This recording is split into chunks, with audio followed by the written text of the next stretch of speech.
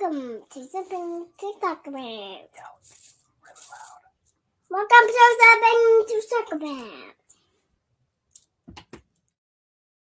Hi, welcome to Something to Talk About. My name is Taco, and doing a live stream. Haven't done one in a while, and we're going to talk about evil characters. And I got an evil panel with me. But a couple of these people are actually probably criminals. I'm just going to say.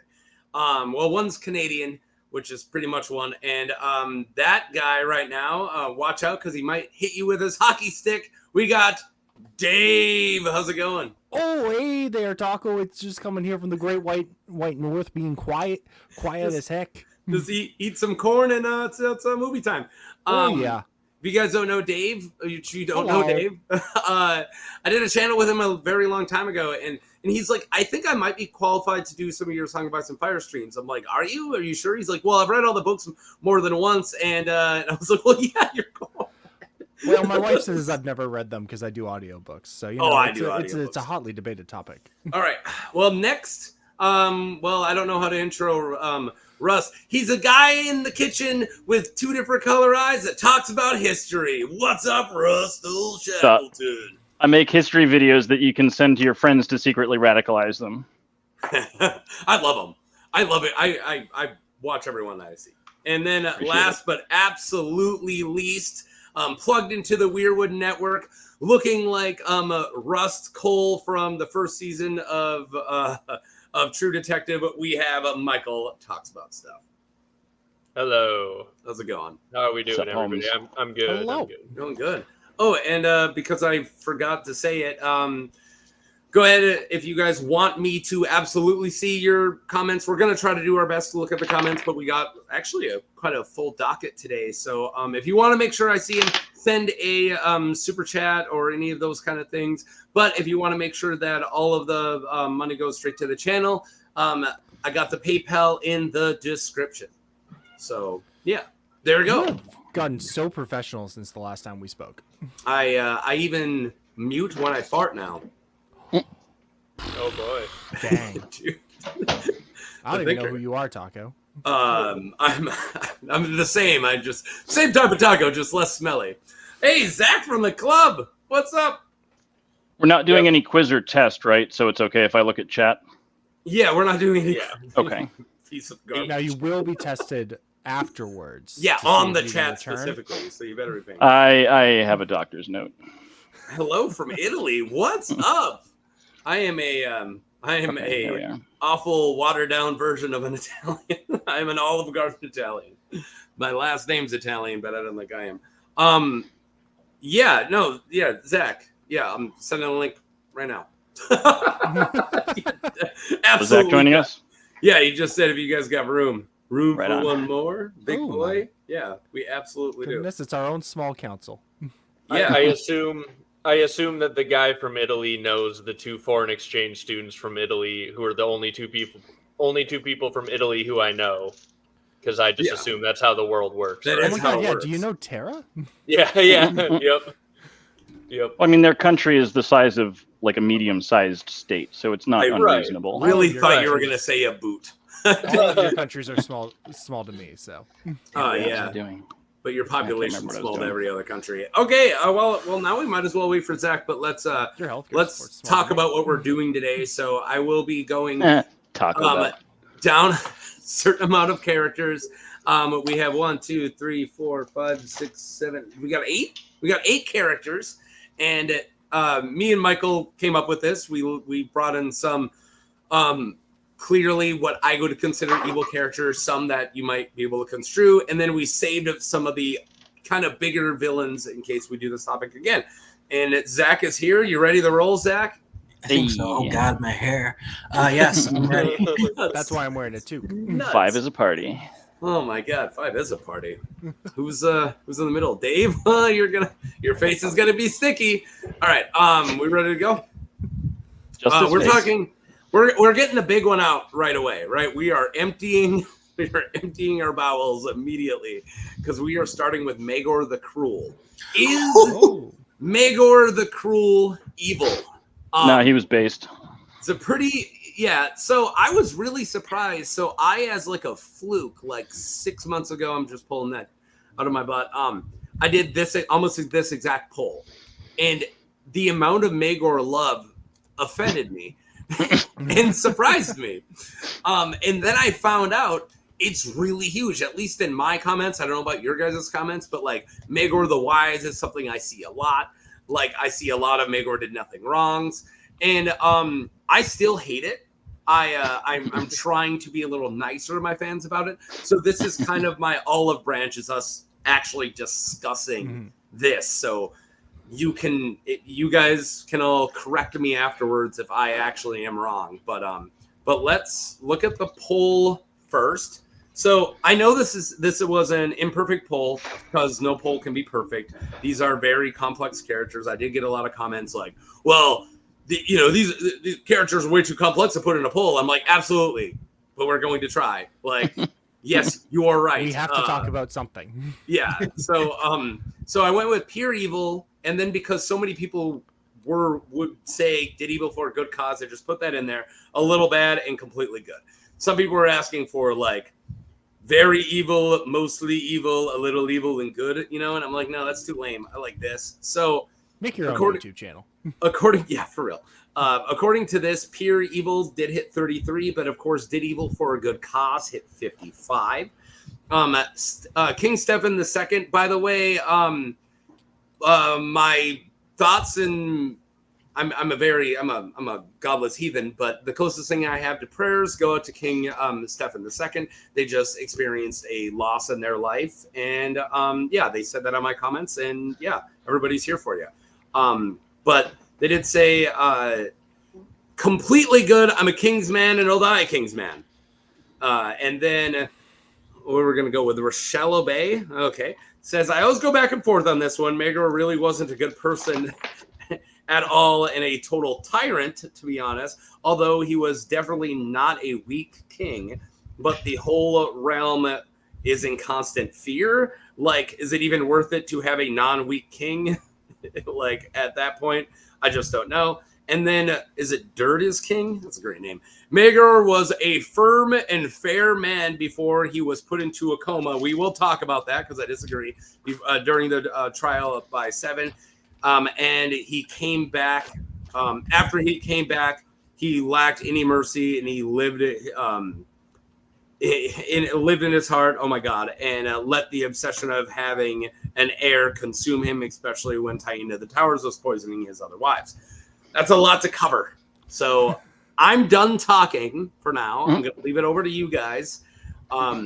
Where do you guys stand? We can go in order, or whoever wants to talk first, just jump in. Well, could we give like a general overview of like the things Maegor did? Because all I really know is that he built the Holdfast and he's known as Maegor the Cruel. I've read the books and I don't really remember any details. He was the first person to give workers in Westeros a retirement plan. Oh my God! Okay. No. He murdered them. There's a Union man. Yeah, no. He killed the Union. He formed the Union. Oh, that's right. He murdered them because of his secrets. Right. Yeah, okay. Yeah, we have to call him bastard because he was anti-Union. Maegor the Cruel, in a very quick, and this is not the dome, so if I'm a little off, somebody please correct me, but was Aenys's younger brother, even though he was the bigger and stronger one, so Aenys makes him hand, so he actually takes care of a lot of Aenys's problems, and then Aenys dies.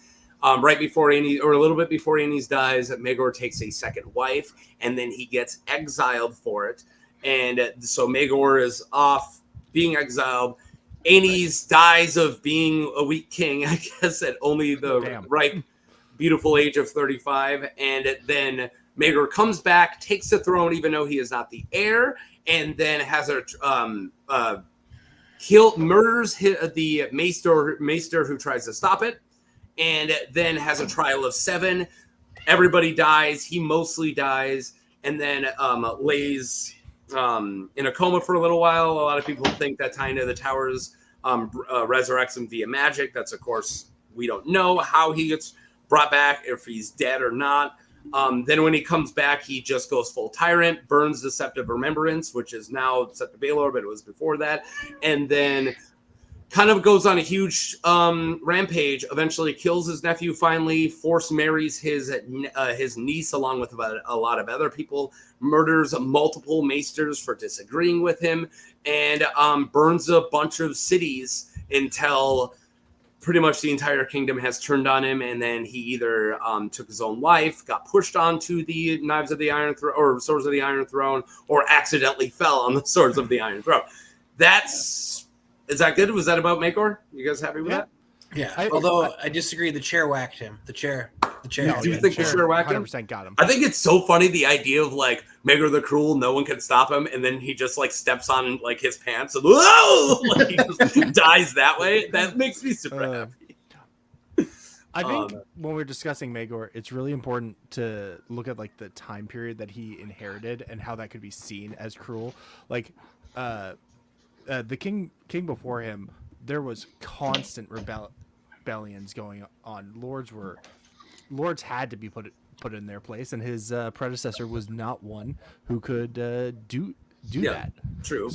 So his actions, though seen as cruel, because murder, maybe this is just my Canadian showing, but murder generally bad.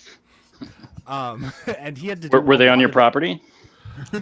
That doesn't matter in Canada. We just no, they're not Americans. I was being facetious. Please go, please go away. We have universal healthcare, so like if we do fight, it's not going to be a big deal. But we shoot each other up here. It's cool. Yeah, but yeah, I think a lot of what he is seen as doing is just having to pacify a realm that otherwise would have torn itself apart. So you're leaning towards evil for a good cause. Yeah, I think honestly, and I'll just show my head. I think I voted like primarily on that in this poll. Okay. You only had one vote. Well, no, I meant like in each of the free. Oh, okay. It's like, well, how did you split your vote? Burner accounts. 17 burner accounts talking. Most of my followers are burner accounts. I just want to hang out with you guys. Like 5 of them. Didn't they just pass a law so you can't do that anymore or something? Boo. No, the Interesting Nerd Club would only have 1,000 subscribers. They'd all be my burner accounts. All right.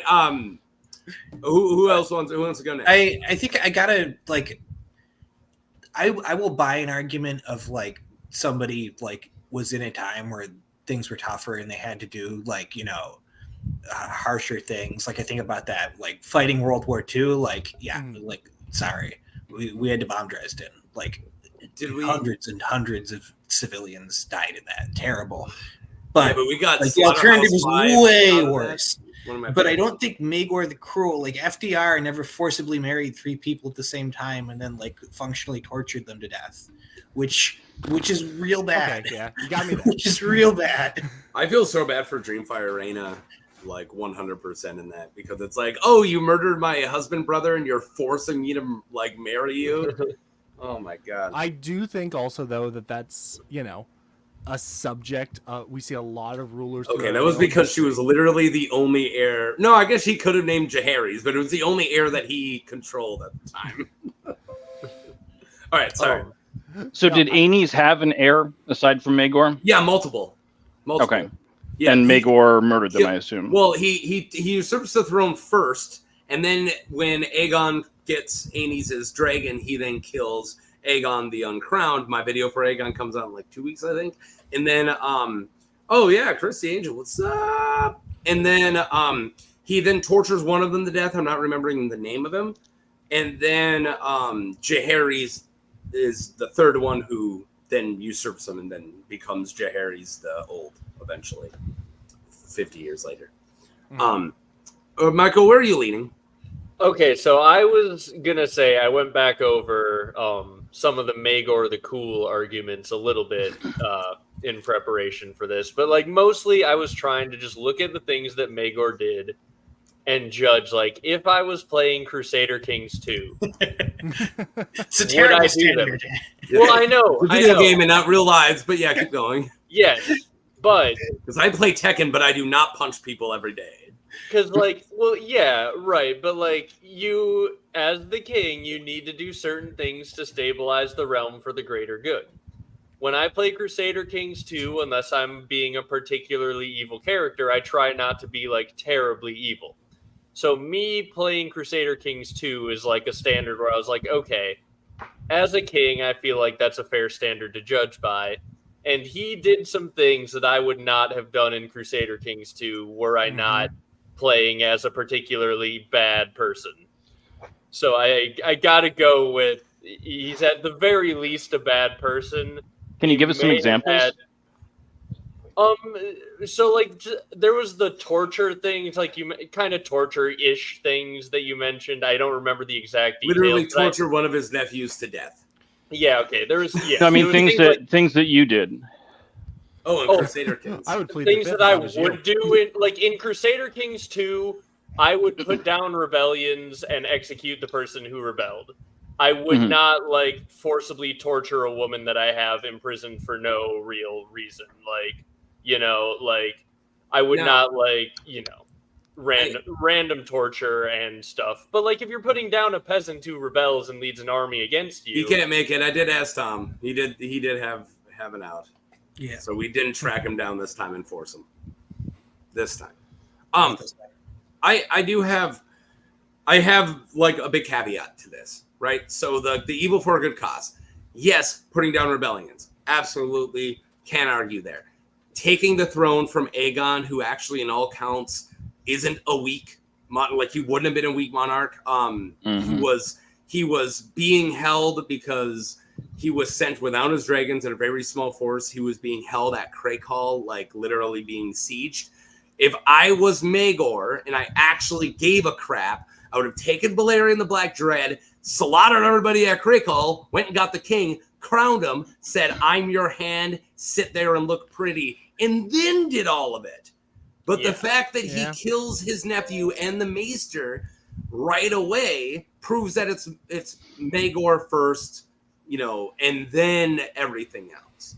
And the fact because he could have I mean, even if we want to go like middle ground, he could have like castrated him and sent him to the wall, you know, or something. Yeah. Which is still pretty brutal. It's still pretty brutal, but it's not. It's not. Middle grounds. It's not murder. And the thing is, in this world, leaving someone who might potentially be an heir with the ability to reproduce children is a legitimate threat, right? It's a system where a 6-year-old can be a legitimate threat to a full-grown man, just because of the way, you know, that stuff works. So it's like we run into this sort of thing all the time, where it's like, was this guy seizing power evil, or could we really tell how good this 16-year-old was going to actually be? You didn't miss too much. As a ruler or a lord. So yeah, you know.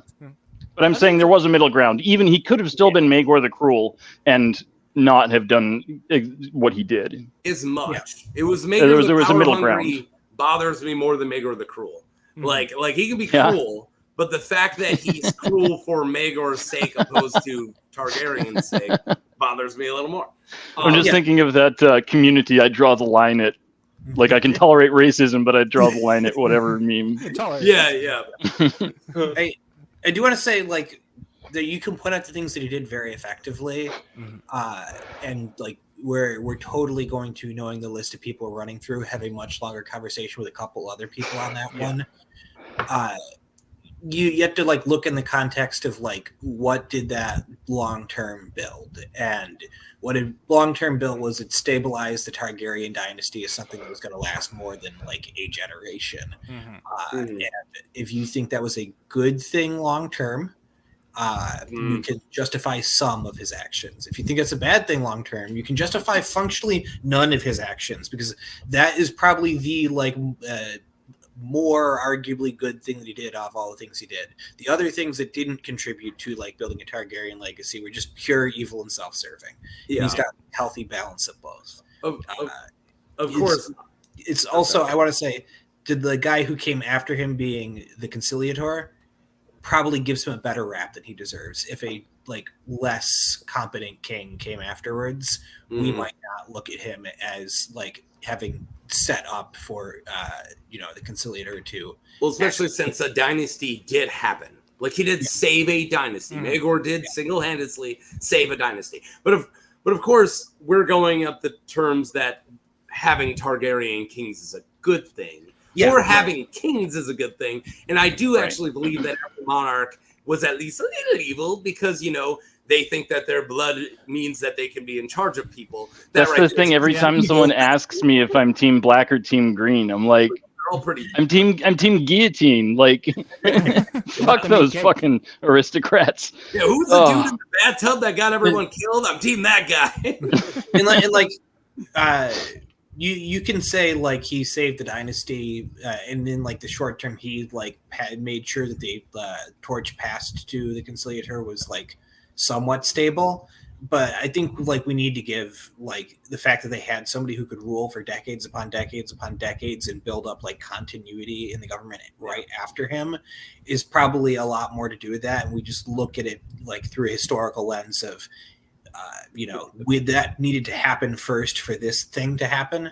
Yeah. And that is that's a well-known like historical looking back bias is we don't consider the other paths that like could have happened. Mm-hmm. Yeah. Well, that's again, if he became Maegor the Hand and then did all that stuff, but created less of a division because people did die trying to get rid of him. So he did many yes. And not just stomping the Faith Militant, but literally the fight he had with Aegon the Uncrowned. And then later the other Jaehaerys trying to take him. And like all this stuff was caused by him, that if he just like, hey, I'm going to be your hand and I'm going to be a strong hand. I'm also going to have these wives, multiple wives, because I want me an heir. But the only thing that you have to do is sit there, let me have these wives. I'm going to kill your enemies for you. Cool. And then Aegon could be like, sweet, I'll build roads. Or something, which Harry says. Okay. Would it change your opinion on his evilness if we knew now he, like Daemon in the show, has some weird prophecy nonsense going on in his head that is influencing where he's like, oh no, you need to become the king. Because eventually he did lead to a timeline where in theory the White Walkers get beaten in some way involving a Targaryen or two. We're going to bring this up again when we talk about Aerys. 100%. We're going to talk about why either green streams or just straight up trauma causing severe mental illness from severe trauma, PTSD. Does that excuse your actions? And I am under the belief that it informs your actions and it can make us understand your actions. But torturing your nephew to death is still torturing your nephew to death. I think that it goes, oh my God, it can give me a little sympathy. Like, man, it really sucks that you're going through that. Don't torture your nephew to death. I think that it can explain, but I don't think it brushes away or excuses, especially also Maegor probably suffering pretty awful by getting from his trial of 7 and then later being brought back probably as a zombie. And most likely a sterile zombie. But I don't think that excuses his actions. It just informs them. Now we know why he's doing it. But maybe I'm just a jerk. But what if his nephew was a real prick? Like, we don't know what his nephew, to be fair. If Aegon would have been a good ruler, but he was just like a jerk. Just mess with you. A really annoying voice. Just Gilbert Godfrey. Guys, we can't. And Aegon the Uncrowned. Like, oh my God, no. I'm crowning here. Let go of my arm, all right? You're gonna have the kingdom. What if I put something in that hand? Maybe some gold dragons or something that would make you forget about the summons that you had in your other hand, $200? Let go of my arm. I'm glad you knew the Beverly Hills Cop 2 reference I was going for, Russ. You win for the day. All right, one more Gilbert Godfrey, but when he's just like, that's my wife's car, and he doesn't call anyone, he just picks his phone up and he just goes, bitch, and then all right, Gilbert Godfrey was a treasure. Moving on. Yeah, absolutely. His swimmers were probably. He is. Yes. Oh shit! Really? Yeah. I saw him in one of his last tours. It was really. That's awesome. I was front of the stage, literally right in front of him. He is also was also hilariously short. Damn. Really? Hey, what was it that he said that got him fired from Aflac? He made a tsunami joke. Right after like they all had beach property now, or like something like that. Damn. He also made a too soon 9/11 joke that he had to then whip out the aristocrats to save himself, which is Yes. I would have Always- got you earlier, but I had a layover at the Empire State's Building. And I was But like, no. was Gilbert Godfrey truly evil? You know, No, absolutely. Gilbert Godfrey. Should I do that poll tomorrow just to see what? You know, I visited his grave last year, and it says Gilbert Godfrey, date he was born, date he died, and then too soon. Oh, that's amazing. Amazing. They made a too soon reference to it. Because he was always like, well, what's too soon? You know, like, oh, I can make fun of the Titanic, but I can't make fun of this. South Park gave us the formula. Yeah. All right. So let's book let's finish off Maegor because we're at 30 minutes in on we got a lot of other guys. Of course, less interesting arguments, but I think. But do you guys agree with this? Mostly did evil for a good cause? Because I don't. I'm still on good pure evil. I have not been pushed. Okay, if it was the number of things that he did, that's like a good representation, right? Like a lot of the evil things he did were probably for a good cause, and then like 1/3 of them were just out of the case, like of wanting no defense, like and can't do that. And we can all agree, torturing people is bad. Okay, we all agree with that. I never signed up there for was that a at lot all. of other good things that he did, a lot of good qualities, you know, and he did a lot of bad stuff, and I think that's why there's a gray area in between. So you guys are going not pure evil at least. Yeah, he's right on the like borderline, right? Yeah, like the cusp. He has a ton of like pure evil aspects in him, but then like some of the prominent evil things he did were clearly pragmatic. Yeah, that doesn't excuse it's like it's tough to say because I think when we think of pure evil, like there's no strategy behind it. It's 100% self-serving. Oh, we got a couple people that were voted pure evil, more than I thought. I think that's a fair assessment. It really depends. I'm not sure if pure evil is a thing. Most evil act. No, you're right. It might not be, but you know, again, four question poll. No, it's just that's the only reason why I would put him like slightly below pure evil. Yeah, because no one is just. Well, maybe I don't know. Maybe we'll get there. I'm sure we'll get there. I mean, what is evil? You know, is it just the absence of good? That's the thing. So I looked it up, and I looked up the definition, like when we were figuring out. Looked up the definition. Well, yeah, because I was like, that's exactly my thought. Is I was like, well, what is like the actual definition of evil? If you want to be technically correct during an argument, you got to look shit up, man. Taco, we're gonna need a separate video where we define evil. No, most discussions, right? Well, like most discussions are in context, right? So, like, Plankton is evil in the context of SpongeBob. He may not be evil in the context of like World War II leaders and Plankton. Right? All right, you got a point. I forgot his trial in Nuremberg. But I do have an argument for you. Is he evil in the eyes of the law? That's what I gotta ask. And then a follow-up question. That's all I got. That's my stay on target for the day. We also didn't play this at the beginning, and I really hope that you guys know this. It don't matter. None of this matters. It's okay, guys. Shut up. All right.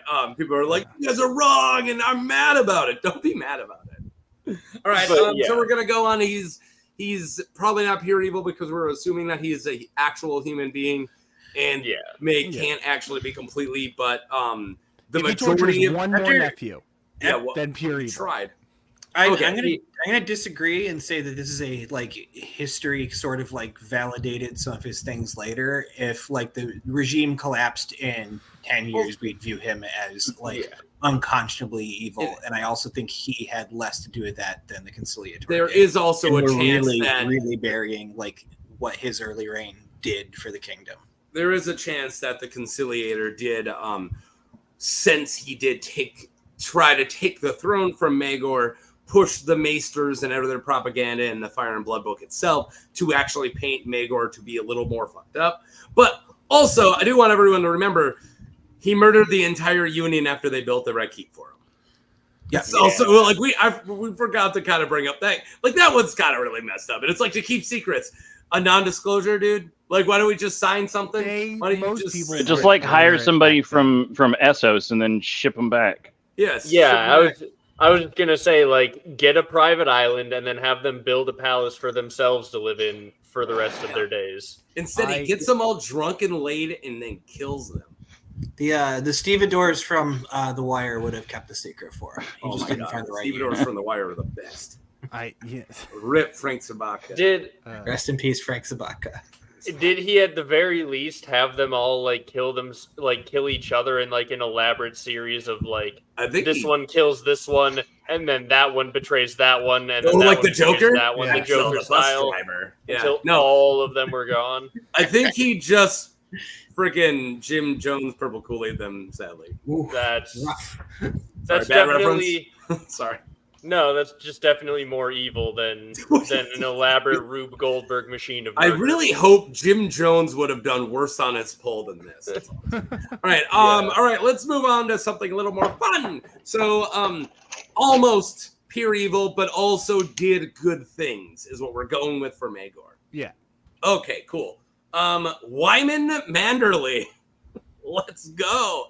Top comments. We had Wyman has been loyal to the Starks, even as a hostage, basically. The phrase deserved no quarter for the treachery. So I got to be honest, I don't understand why he's on this list. I also had... because somebody on this panel wanted me to put him on, and I loved it. Yeah, because Michael's like tossing the cannibal. Let's go. Yeah. So my thought was the list that he started with was all a bunch of evil people, and I'm like, oh, we should get a couple that are like good, probably, but debatably also evil. So we can discuss morality, not just evil or not, but a little more complex. I mean, that's also why Renly's on here. That this is kind of like the flip of Maegor. So it's interesting that we're doing this these two back to back. Michael, Dave thinks it's interesting. That was the point. There you go. Wyman Manderly, to me, has a lot more in common with like... wait for the card, Dave. Sorry. I didn't read it yet. I'm so sorry. I'm so damn sorry. It. Oh, That's what I get for bringing you up from the minors.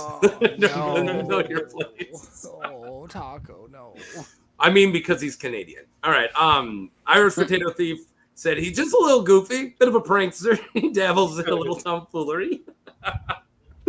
And then it said Kai Hung. I can't read. Sorry.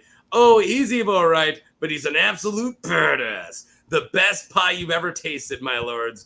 Wash it down with Harbor Gold and savor every bite. I know I shall.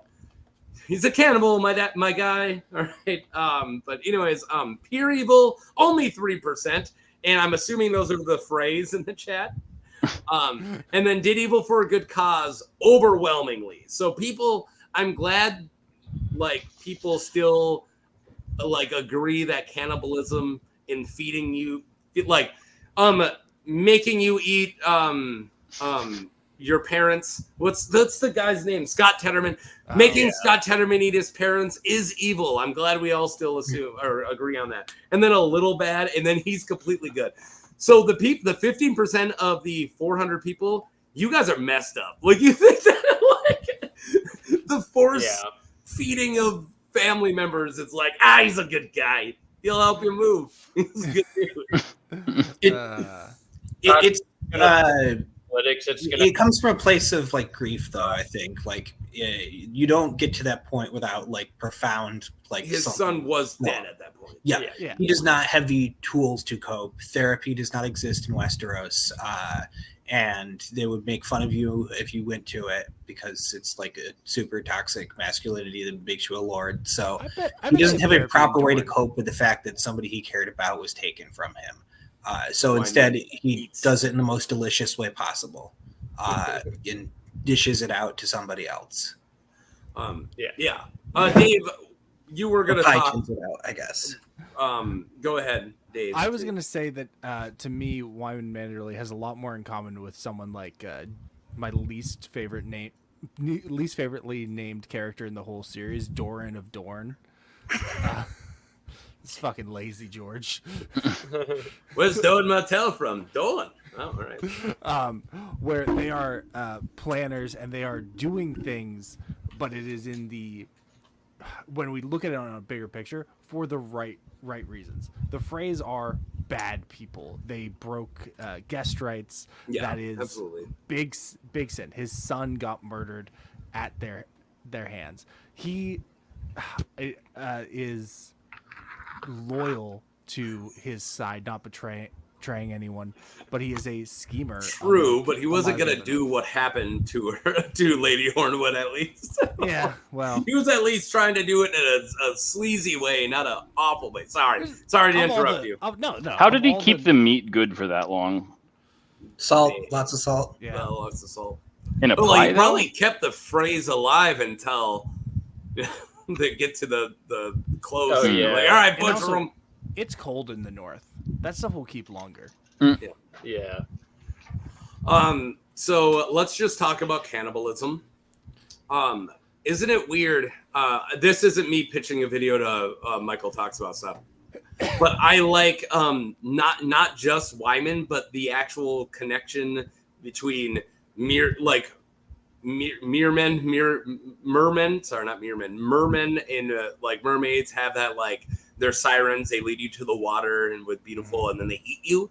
And also Manderly's, it's not just Wyman, there is another, not Whoople, not Wapple, but now, all right, I was making fun of myself, so I forgot. Is it Wendell? Not Wendell. Who's the one who's still alive? Willis Manderly, I believe. I did a video for him. Is 8 Vargo Hoat. Like, 2 of the 3 that we know of are cannibals. Like, because he was the ghost in the kitchen who was haunting the kitchen in Harrenhal. Dude was captive at Harrenhal twice.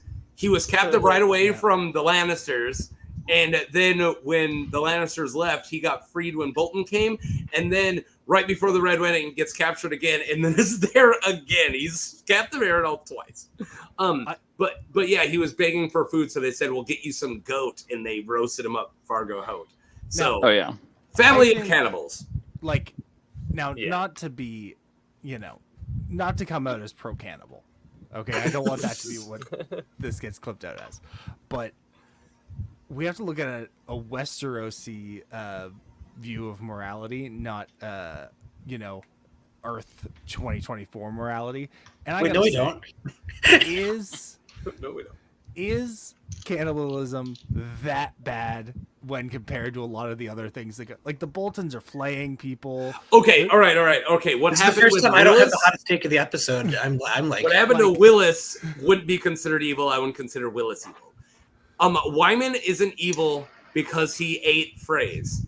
Wyman is evil because he fed Freys.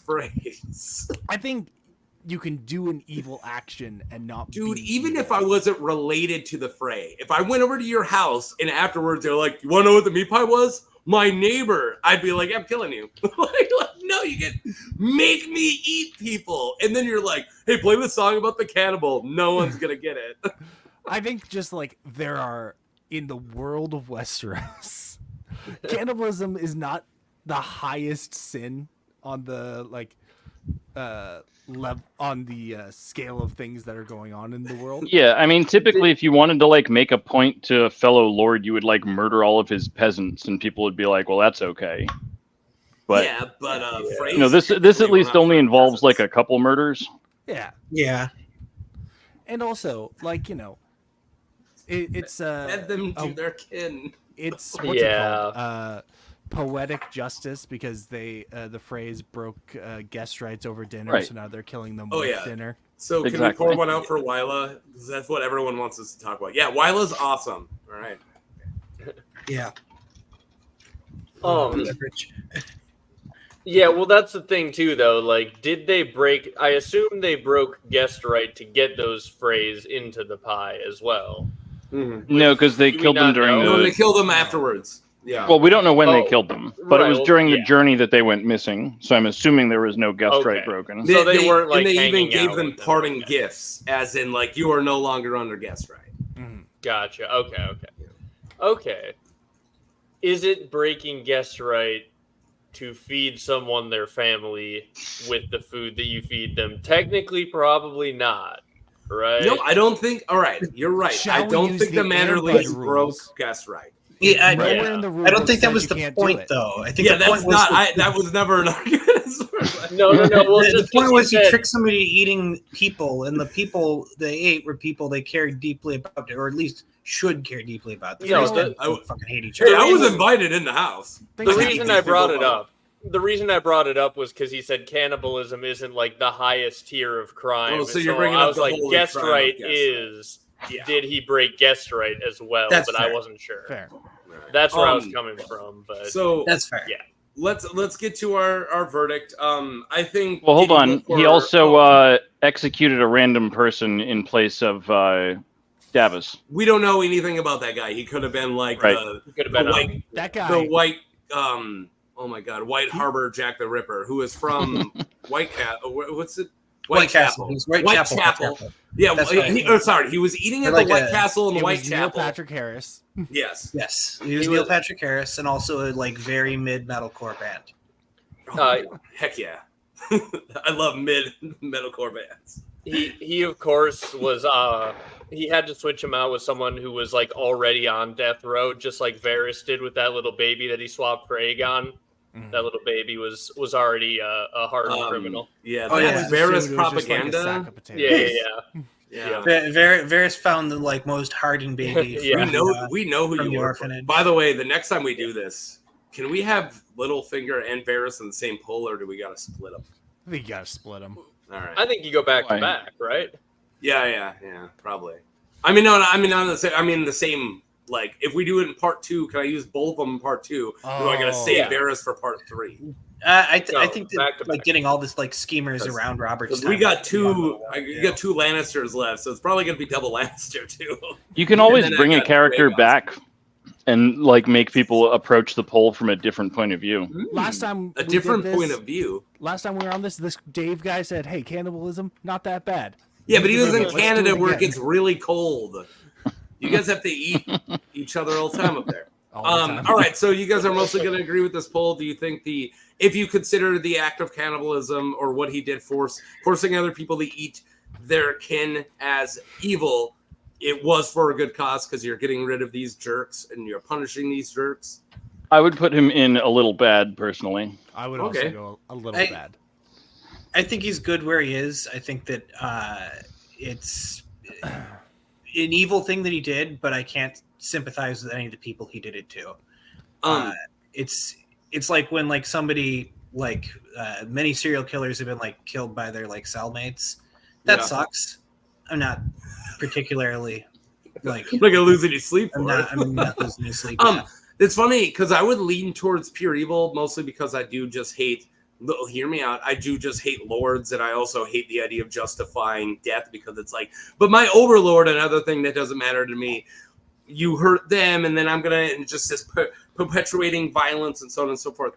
But then we had the scenes with him and Davos, and we learned that he's like one of the coolest dudes in the North.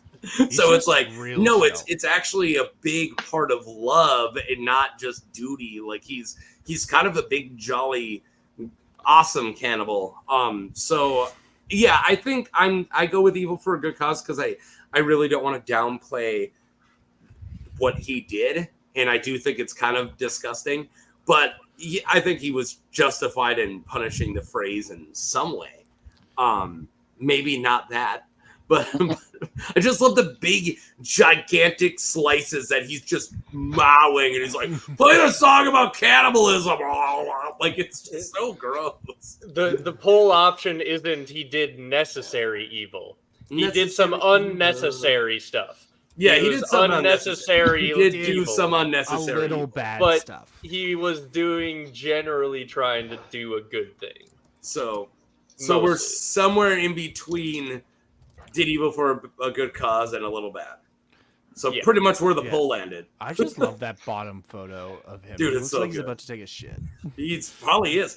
He can literally disappear for 2 hours and go have gigantic conspiracies. And then when he comes back, he's like, I take a shit. And everyone goes, that checks out.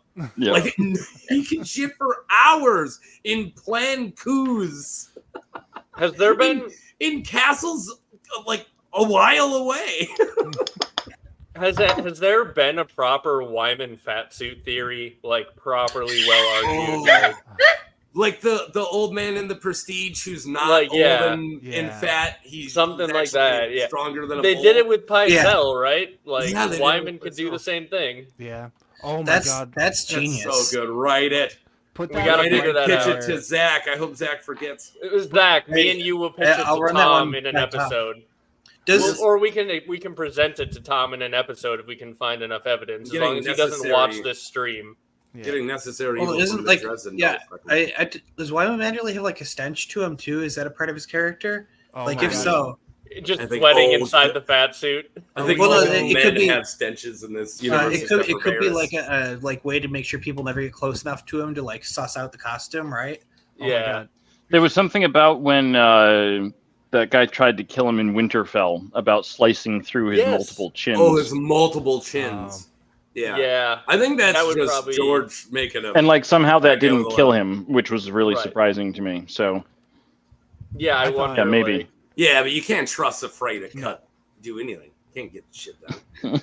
Tywin didn't order them to do it, so they can't succeed this time. Tywin didn't plan it. Does Westerosi makeup allow for 4 convincing fake chins that would work as armor if you're attacked? All right. Ooh, we're beyond leaning cannibalism, towards- he's leaning wearing other towards- people. Wyman has a faceless man theory, and I'm You know- not for it. I am Why not not for stop it. there? Maybe he, like Varys, is a merman. He's not a faceless man. He's just wearing. He is a merman. And a Blackfire. No, he's not a faceless man. He's wearing all of the faces. Yeah, exactly. Yeah, he's not a faceless Raw. man. He just wears people's skin. He's not Yeah. good at it. Oh no, A no, we're gonna faceless go man- Bolt on.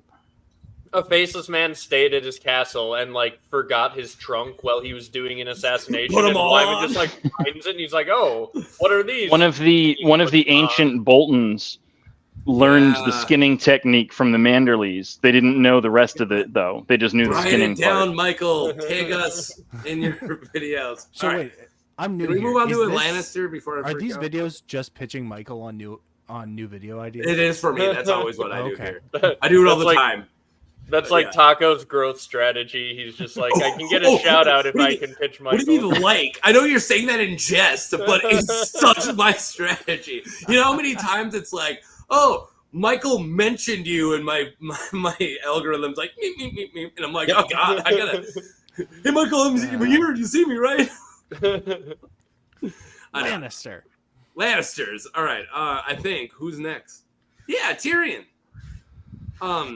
Yeah, Tyrion. Let's do it. Yeah. I want everyone to know that the same amount of people that think Maegor is good think Tyrion is good. I find that really funny. Yeah. Okay. We got 18% on pure evil, 25 on did evil for a good cause, 54 on a little bad, and only 3 on completely good. So this is going to be everybody's discretion. Because there's a couple times when people goes, well, it depends on when you're thinking in the book. Yeah, it absolutely does. So I just want to say, like, you have to look at it all, right? Like we have to look at it all, gauge how good they were when they were doing good, how bad they were when they were doing bad, and how much the past matters. You know, it's a very complex question that you have to answer yourself. Anyways. And I'm glad you're asking it. Yeah, but you have to figure it out and leave me out of it. Okay. We got depends before he kills his father. I'd say he was more good than bad. After he kills his father, he and exiles across the narrow sea. I'd say he becomes slightly more evil than good. Slightly. He is currently experiencing a villain arc for us book readers, anyways. Yeah, that's what we are here. And then he is more of the token good / decent teammate for the Lannisters. It's kind of funny because when he's going through a villain arc, Jaime's going through a redemption arc. So they're just like taking each other's seats. And even then, he's quite terrible. He murdered a guy for bad-mouthing him. Yeah, thank you for bringing that up. Even when he was being good, he did still kill a bard for just being a... Well, it wasn't just for bad-mouthing him. It was for possibly telling people about what's her name? Not Tysha. Shay. Okay. Right.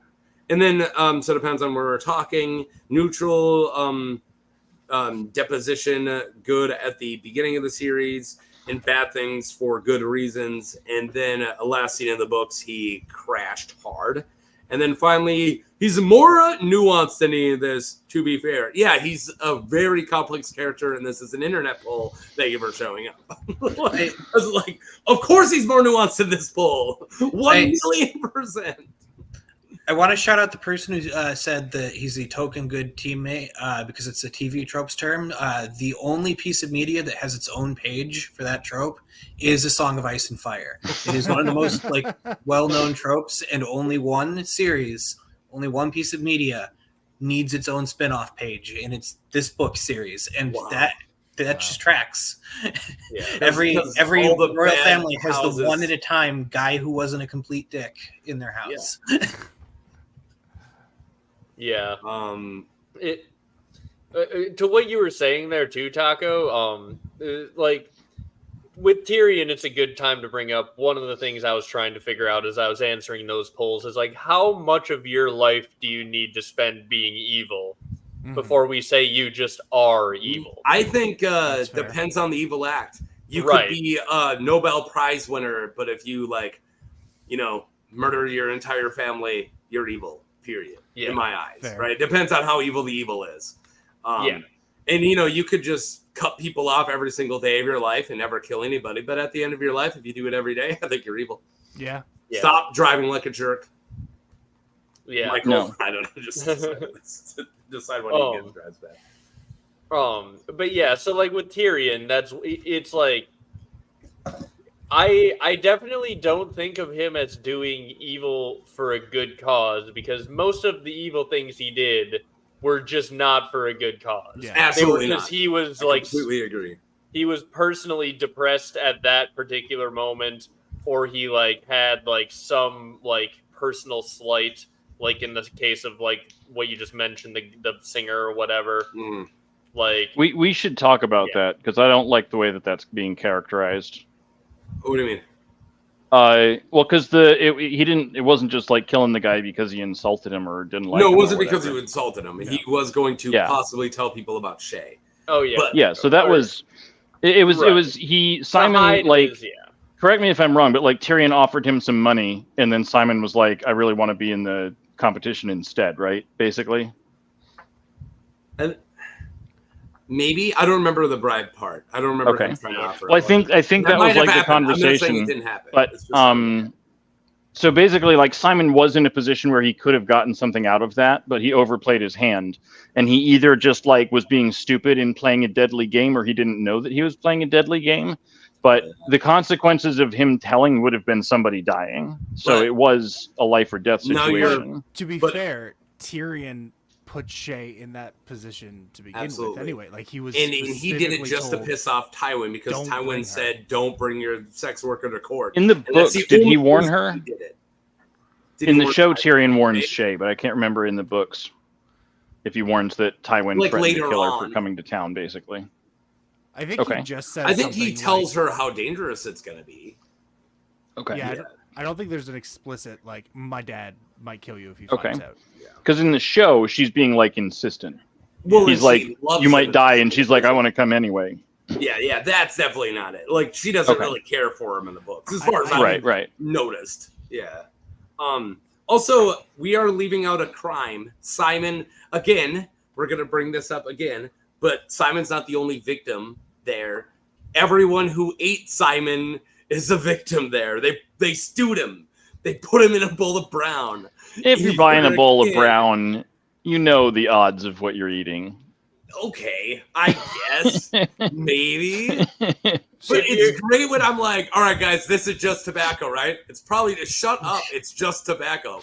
I don't want to know it's not. Well, okay, you don't want to you don't want to know it's not when it's marijuana, but when it's opium, you might care a lot more. Yeah, or when it's people. Yes. Yeah. Why drop? I mean, how would they know? How would they know which guy to bring the bodies to unless there was already a rumor about who was cooking the bodies? I always thought it was Bronn chopped them up and just tossed them in a bunch of bowls. That's literally how I always pictured it. I might be wrong on that, but I literally think he just butchered him and just dumped him in a couple bowls. That seems like something Book Bronn would do. He would have to dump him into the vat. in order for it to like give it time to cook, because people are going to notice if they're being served raw meat. Braun stewed a guy I'm or two in imagining his Show setting. Braun in that scene where he like accidentally drops him into a pot and he's like, "Uh-oh," and then just walks away. It's like Casey Jones at the end of the Teenage Bit. Oops! Like, oh. I think about that scene a lot. Oh my god, me too. I say whoops like hitting stuff at the factory and murdering Shredder a lot. I do love that he's like, we played off for laughs, and if it wasn't for the sequel, he's like, oops, and we're like, you murdered, that was murder, you murdered him, Casey, what are you doing? Casey Jones, to be fair, a psychopath. Oh, yeah, 1,000,000%. Is he evil? Let's talk about Casey Jones. Casey Jones. All right, I think the poll is way off, honestly. I'm a little harsher, I guess. But I don't really know like what you guys said. I don't know what the good cause is. Let me know if you know what it is, because I don't. And I think he murdered his dad because he had a lot of trauma and he had to kill his dad, like because his dad treated him like crap. There's zero good cause there. It's unstabilizing the realm. Like you're literally doing it just because Tywin is a piece of crap, and don't worry, we'll get to Tywin later. I don't see the good in that. I don't see the good in the multiple sexual assaults he does later on in the books that are really rough, by the way. They are not in any way like, oh, it's spooky. No, it's pretty violent and bad. And no good cause there. Yeah, and again, do we want to... I'm not going to let his abuse from his dad, and don't worry, I'm not going to ignore the abuse from his dad. But again, it informs his actions, but it doesn't excuse his actions, right? Like, I had a bad childhood, and I'm trying to overcome it. Yeah. And if I went and killed somebody, I wouldn't say, well, my mom treated me like crap. No, like, you overcome said things, you know, or try in your best way. And I feel like he's starting to do that in the books until he stops trying to do it. Like he's trying to be better than his dad until he finds out about Tysha with Jaime. So Jaime's the real bad guy, I guess. And then has to go and do patricide and then becomes a complete monster later on. I don't think that any of his bad actions are excused. I really don't. Either you think those actions are small and he's a little bad, or those actions are big and he's pure evil. I don't see any other way out. I also think that if Tyrion was a physically more imposing person or did not have the shortcomings of being a dwarf, he would be a lot more evil, because we get a lot of his inner monologues where he talks about the violence that he wishes he could instill on people. It's actually a good point. Is that coming from the anger that's all piled up from his childhood of being a dwarf? Being a dwarf, yeah. You gotta get if he looked like Jaime and he was like loved by everyone, he may be different. Yeah. I don't know, because I think Tyrion is the kind of person that if, like, say he was just like younger Jaime, I think he would still have a lot of the resentment for being a second son and passed over constantly. I think we get the same kind of pettiness almost. Well, and I agree, a lot of it is most of the trauma. abuse that he suffered from his dad is because his dad either resents him for being a dwarf / killing his mom when he came out, and also killing Joanna and possibly being Aerys' son. If you want to, if he was like a miniature Jaime, do you guys think Cersei would have banged him? Yeah, and she bangs Lancel, and Lancel's like the wish. He's like the Bulbasaur. I keep forgetting that they're related. He's like the Pichu version of Jaime. Like, I do want to say like the like things you could say he did for a good cause are for like more of a like gray neutrally cause, and I think that people are giving him a lot of pass because he has admirable qualities of being like very smart and also like cutting through the like court bullshit. Like it's fun to watch him recognize how like stupid and like ultimately harmful the politics of King's Landing are, and being able to point that out does not make one a good person. Being able to say that everybody in King's Landing is this like corrupt schemer who doesn't have the interest in the, he becomes a corrupt schemer he's doing they don't have the best interest of the people in mind, and neither do you. Like you pointing that out doesn't like make you any better.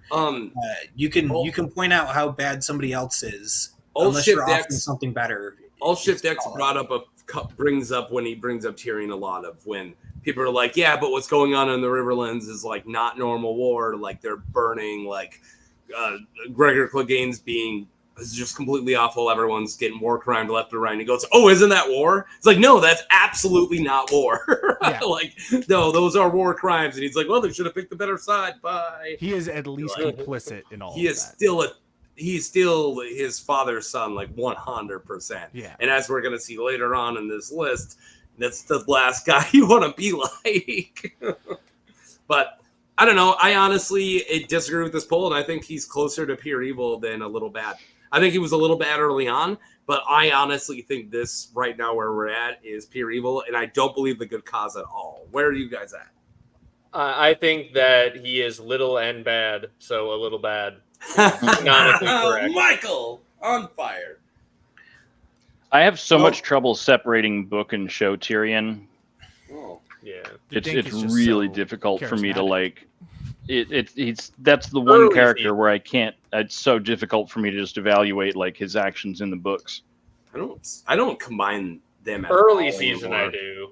Early season I do. Late I season. don't think I it's like- combine any characters anymore just because like giant dumbass Tyrion does not track in my book version of him from the later Can I seasons. eat your child?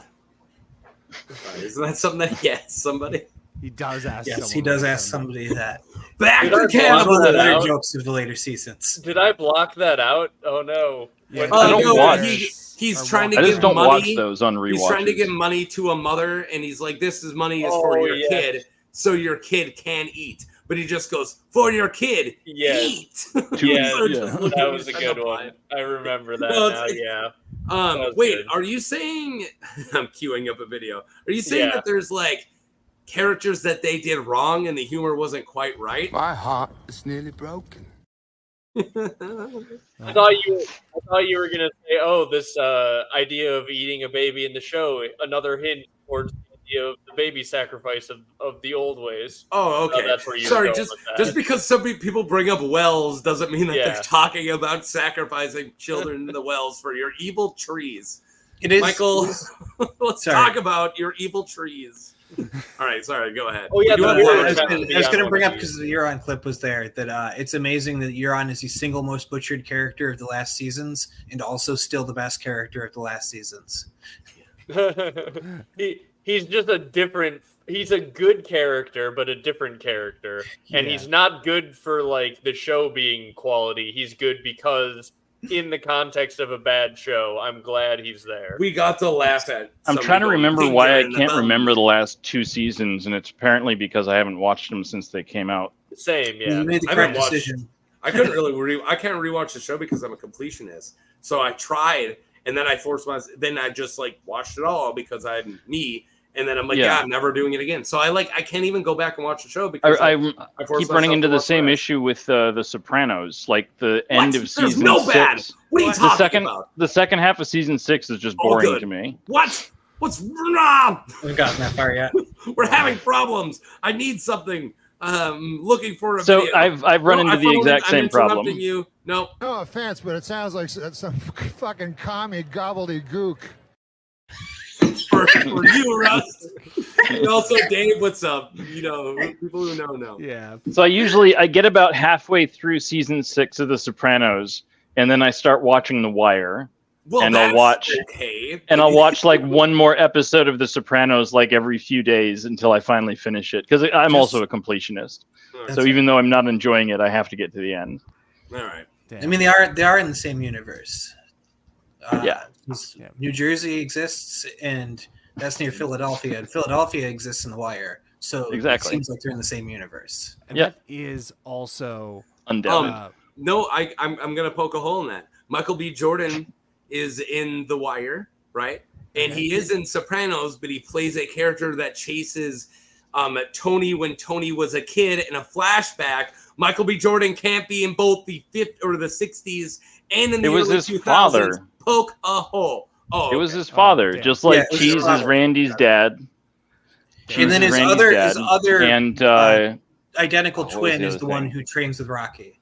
There's also a bunch of other actor crossovers that I'm not remembering, right? Isn't there a few? Oh, yeah. Bodhi steals a car in the first season of also, I think Omar's actor is in. Well, here's the thing as well. In The Sopranos, the Matrix exists with the actor who played Ralph Cifaretto is in as Cypher, I believe. Oh yeah, so this is Cypher's perfect world that Agent Smith gives him in order to betray, because he's rich and he has power, and this steak tastes good. When And I then taste some this fat guy steals his horse. I know. when I eat this horse, my brain's telling me that it's delicious. All right, all the Sopranos guys are not people who don't know what Sopranos are not laughing, but like. Oh, and then there's Method Man. Method Man's in The Wire too. Yeah, and he's the best, dude. I love him. Oh, he is. He's really good. You got to tell your mom to stop leaving your clothes out in the morning. Hey, can you nerds get back to talking about Game of Thrones, please? Oh, wait. Are you asking me to... Stay on target. We're too close. Stay on target. All right. It was an HBO hole. Yeah, we fell in the HBO hole. So, am I off? Where are you guys leaning? A little bad or closer to pure evil? Or where's everybody at? I think Michael and me answered. I put him in between again. Okay. Between did evil for a good cause and pure evil, I would say. Oh, you still think a good cause? Okay. Well, if it said just because he's doing it, just because his primary motivation isn't right, doesn't mean that all the other things in the back aren't like adding a pile of straws to finally break the camel's back. And I'm in the camp that the camel's back is broken in Ace Pure. Shattered that back a long time ago. I gotta say he did evil for a cause that was morally gray. It's trending not good. Ambiguous at best. Yes. Ambiguous at best would be a great band name. I can go with that. I can't sing, but I'll be the front runner or front man only because I can't play instruments either. You can just do like Cake talk singing. Oh yeah, I love Cake and the band. Yeah. Oh boy. My wife's birthday today, and I'm doing a live stream. It's okay. She went and had fun yesterday. But anyways, I get to eat cake later is what I'm getting at. Nice. And I do have 4 cake CDs in my car. Yeah, I said CDs. Nice. All right. I had a Finally, song "Come On" by Cake that I'd never heard before on my playlist the other day, and I'm like, if this isn't a Cake song, something is wrong with the world. If another band made a song like this, Cake should sue. What song? I forget which one it was. Oh, okay. Well, thanks for the build. Hold on, I can go through my history. Beck I'll turned out answer a in Cake 10 album. minutes when I go through all the songs I listened to. Beck did a Cake album? Yeah, I believe Pretty it. much, yeah. I believe it. Doesn't he Beck kind change of genres always with every kind of album? Mostly, yeah. Yeah. The first 2, Odelay and Meligold, the 2 I like, sound very similar, but Mutations and then everything after was pretty different. That one Gorillaz song sounds like them too. Which one? Yeah. Hold on. The race. What? Excuse me? Running for whatever. I don't know. The Race to Win, I think it's called. I don't know that one. I listened to a lot of Gorillas. I haven't completed their discography yet. In that case, I'm not naming it right because it's listening their to most any popular new- song. So I'm not listening to any new Gorillas. Like I want to. It's just I just haven't. So apparently I don't want to that bad. Yeah, Mrs. Taco Bout. Yeah, let's go with that. She wouldn't like that name. But she's awesome. She got to go to a bunch of concerts yesterday. That were called "It's Not a Phase" tour. So it was like Simple Plan, and then Red Jumpsuit Apparatus, and a bunch of like pop rock from the 2000s. The 30, whatever is it, 303, whatever it's called. But yeah, she went and did that for her birthday yesterday. So Wow. You're gonna hate me because it's one of Cake's more popular songs. I'm the guy who only listens to The Distance. It's Never There. I'd never heard Oh, never! You never heard "Never There"? I've never heard it before. One of my favorites. so I was thinking of Clint Eastwood, by the way. Oh my God, Clint Eastwood is the biggest song. Yeah. Yeah, So Clint I Eastwood think is, that's a Cake song done by the Gorillaz. Minus the it's rapping. like if a Cake song was like really like weird and spooky. All right. Yeah. I do play the Clint. I was playing old Gorillaz videos for my daughter when she was really young, just because she's just gonna see a cartoon and I get to listen to the Gorillaz.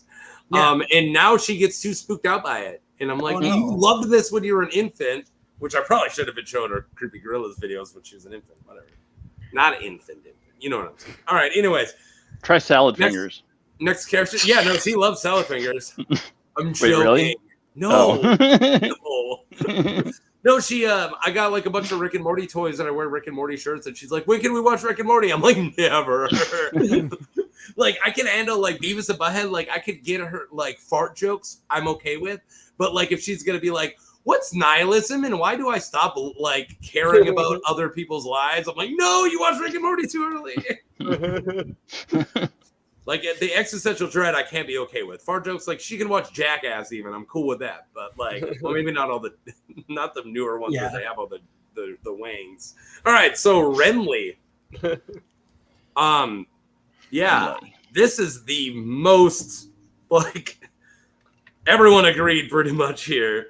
I think I'm the only guy who clicked pure evil. No, 700 votes. This also is the one that has the most votes, which is really weird to me.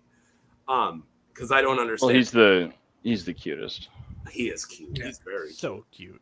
I'd hang out with him, if you know what I'm saying. I'd pill out that green armor. I'd storm his end. If you know what I'm saying. There it is. You got it. I knew I would get there eventually. You got there. You just needed a couple warm-up pulls. Yeah, it's like starting a lawnmower. Take his armor off. What am I doing? But God, his grief. No. All right, we got that after he offers his speech, of course. Yeah. Oh, there, I bite his peach. There you go. Oh. He's not evil, but he is too arrogant and would probably have been a puppet for the Tyrells. He was a puppet for the Tyrells. If he had won the Iron Throne.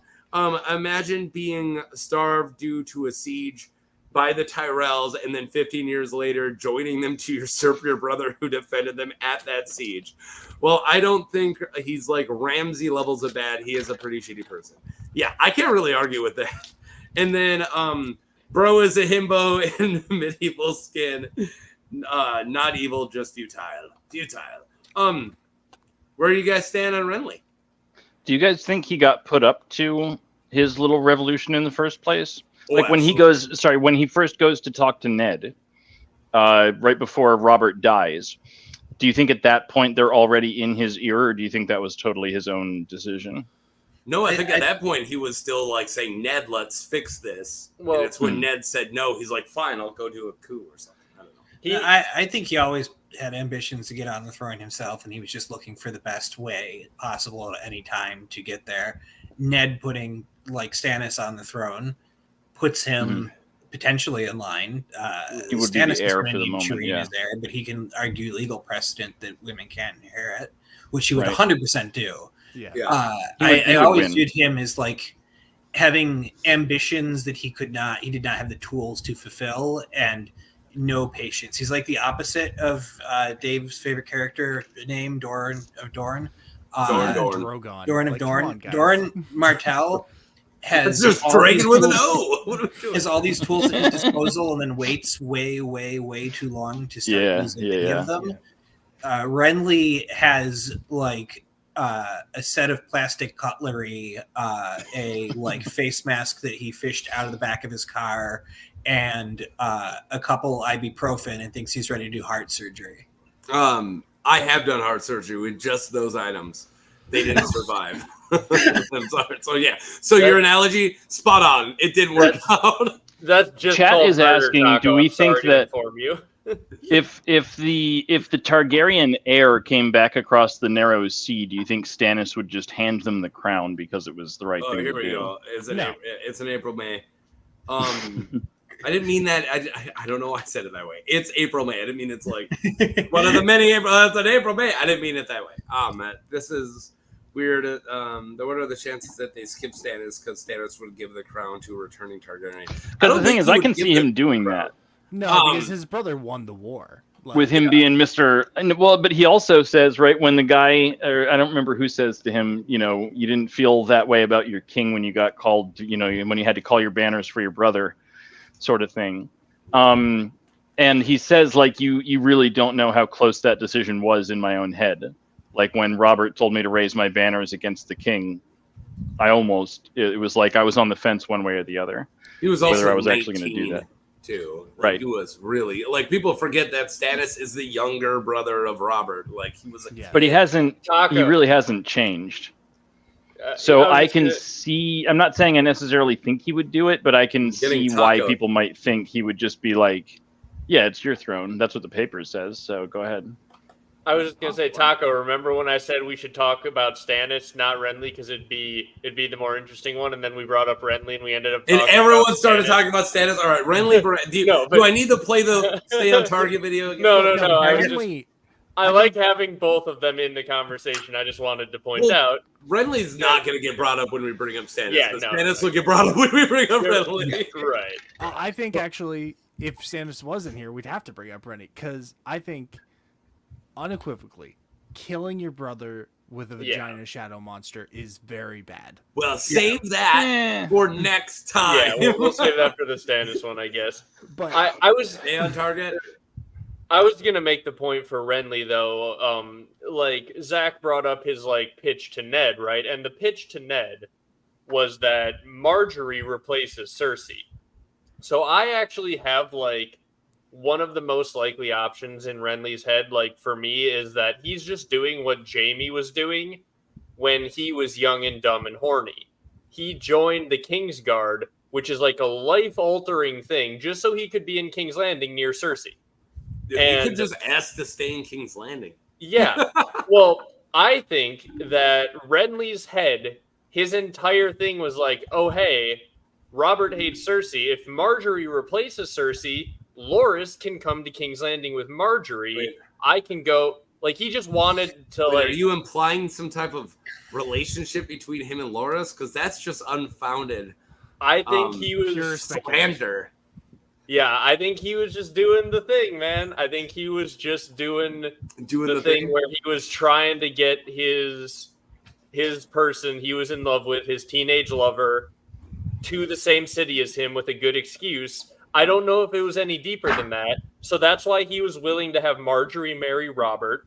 And then that's why he was willing to marry Marjorie and become king, because they both led to the same sort of thing. Robert can't marry Marjorie because Robert didn't need a beard. He already grew one. Right? So he didn't need a beard wife. Right, yeah, but I think that's a good point, Michael, about him. He's horny, not evil. Yeah, he just doesn't want to have to commute to Highgarden to get laid. Yep, horny and young and dumb. Okay. So he's starting a war where thousands of innocent people get drafted into it to die, so you can bang Loras Tyrell evil? Yeah. Yes, it is. I don't know. I think we're narrowing down his traits a little too much. He is ambitious outside of being horny. You can be ambitious and horny. Yeah. Trust me. That describes I'm just horny. That's why I haven't. I think legitimately, Renly is just over ambitious, young, sees a chance, and that doesn't make you evil. That kind of makes you. I don't want to call Renly dumb because for everything we see, we don't get a lot of him, but from what we do see, he seems like a good enough head on his shoulders. He seems like a decent dude, except for the whole starting a war for no reason. But to be fair, I think he has a point where it's we have to tell the realm that these are bastards. They might not believe us. And he doesn't even know that. Now he doesn't know that, to be fair. But no, he thinks that they're still Robert's legitimate kids, and he's still trying to take the throne. Yeah, but also Stannis does know that. Though. Yeah. Okay, so imagine someone went back in time and they were trying to kill Hitler as a baby, but they didn't know he was going to become Hitler. They just really wanted to kill that baby. Yeah. Where we're at. I was going to bring up the killing Hitler because he ran over your friend, argument while we were talking about Wyman Manderly. But no. Hitler's just in the way of his boyfriend getting to move to town in this case. So he has to kill baby Hitler. But the only way for us to be together is I go back in time and kill Hitler. I haven't read a history. Go back in time and kill Hitler. Go back in time and then bribe his way into art school and then come back. And that's all you got to do. He'd be a stamp artist in Germany. Yeah, we're fine. We're fine. But somebody was gonna do what he did, and whoever replaces him could honestly might have been worse. And also, Like, imagine if he was replaced by a competent military commander. That's the thing. Yeah. No, like actually. What if he was a cool like, Hitler? All right, let's stop saying Hitler. I'm a fan of the theory that there's actually time travelers constantly going back to stop assassination attempts from working on That's German why they all Mustache failed. Man. Because Because there's just so many that comically failed.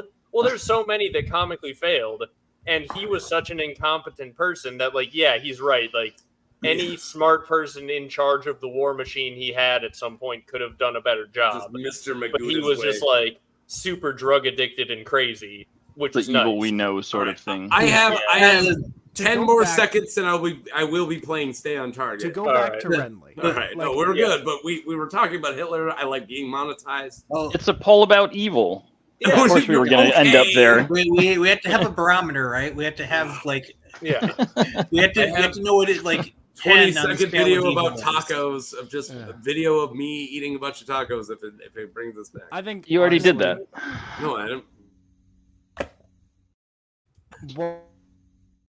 I didn't mean to play that twice. What Renly really needed to do was go to Stannis and be like, "Hey, I am way more charismatic. Let me be your hand."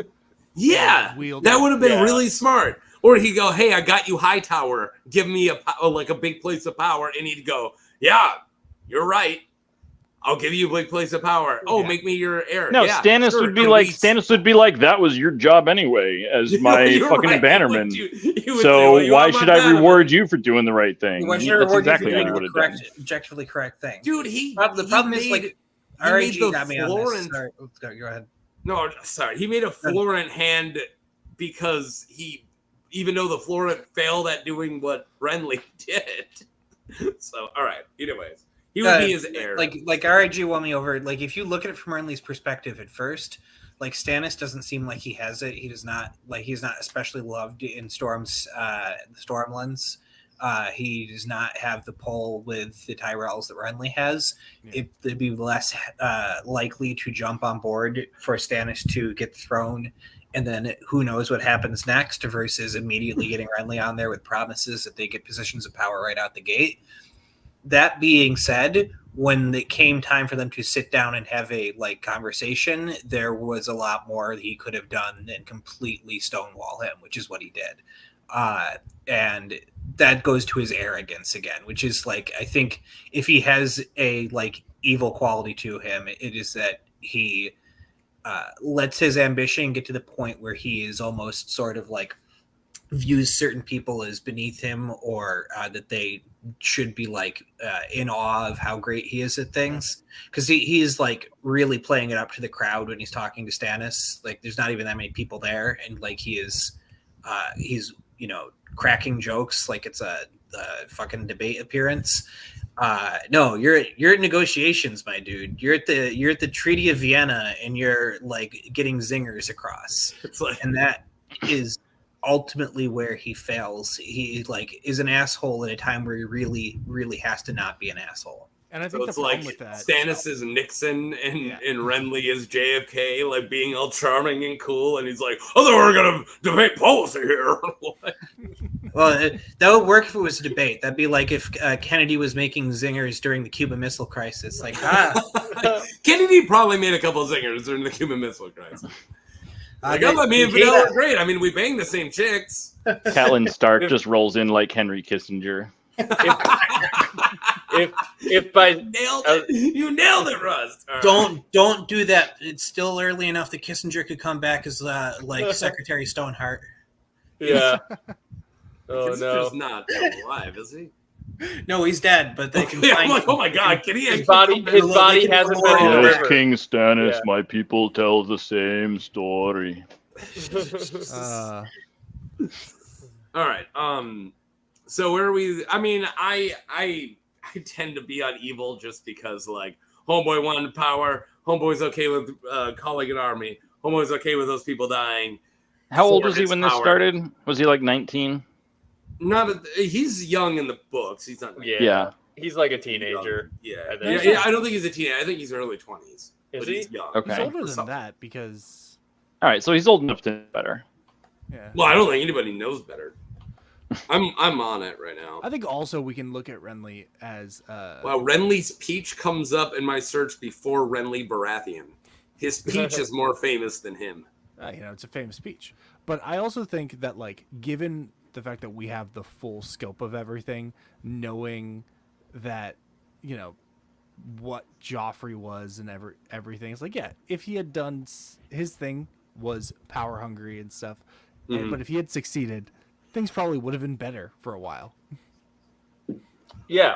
He was 21 when he died. When Renly died. Okay. He was 21. So he's not old enough to know better. Damn, so he was like 9 when he got Storm's End? Yeah, dude. Fuck. And it's like, all right, Stannis, listen to your little brother. Like, we're banning turnips. Damn it.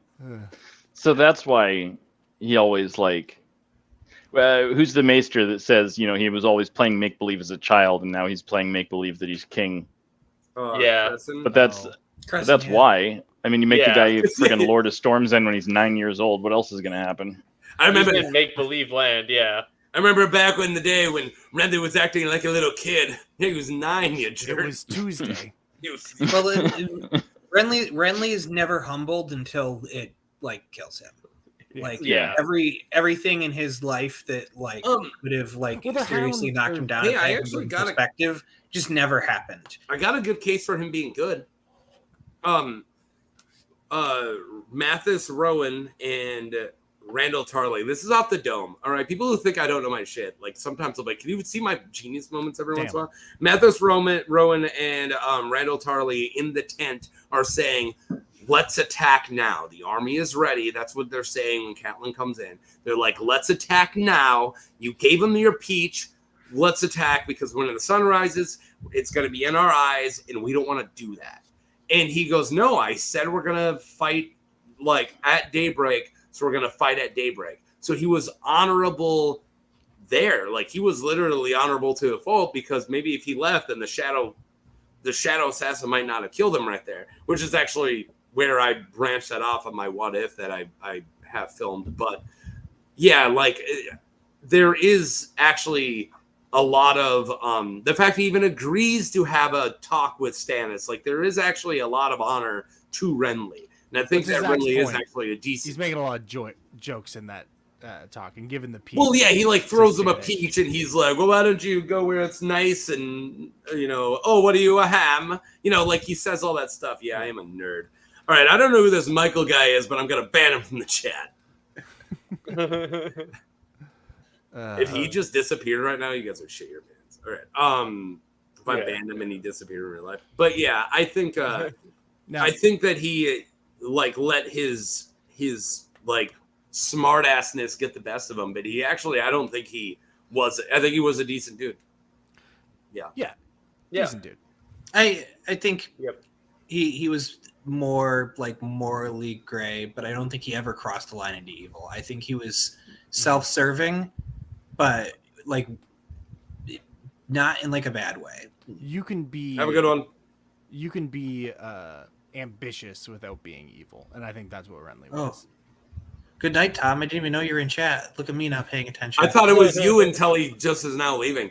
I thought you were playing double dipping. What? No, that was Tom the whole time. I might be dipping out in I think 10 or 15. Michael started double dipping because he thought that you were double dipping. No, I was saying goodnight to Tom. I knew what was going on. I thought everyone was aware of what was going on. I don't know who any of you are, so I don't know anything. What day of the week is it? Tom and I share a YouTube channel, and I did not realize that Tom was giving his commentary in the chat. No, you have not missed Walder Frey. Welcome, Brody Day. You've missed 3 people and 17 tangents. So. So what I hate about we talked about the Cuban Missile Crisis. Yeah, we did. We even got an obligatory Kissinger mention. So I did a lot of reading about this Hitler guy, and I just got to say, I think he's a real jerk. You told us we had to say German mustache man now because we hit our limit. We waited 10 minutes. We all heard Russ's egg timer. Yeah, that's true. All right. So I go with Hootler. Misguided, but a good dude. So you guys completely agree. I this is the one pull I agree with a little bit. Yeah, a little bit. Yeah, I agree.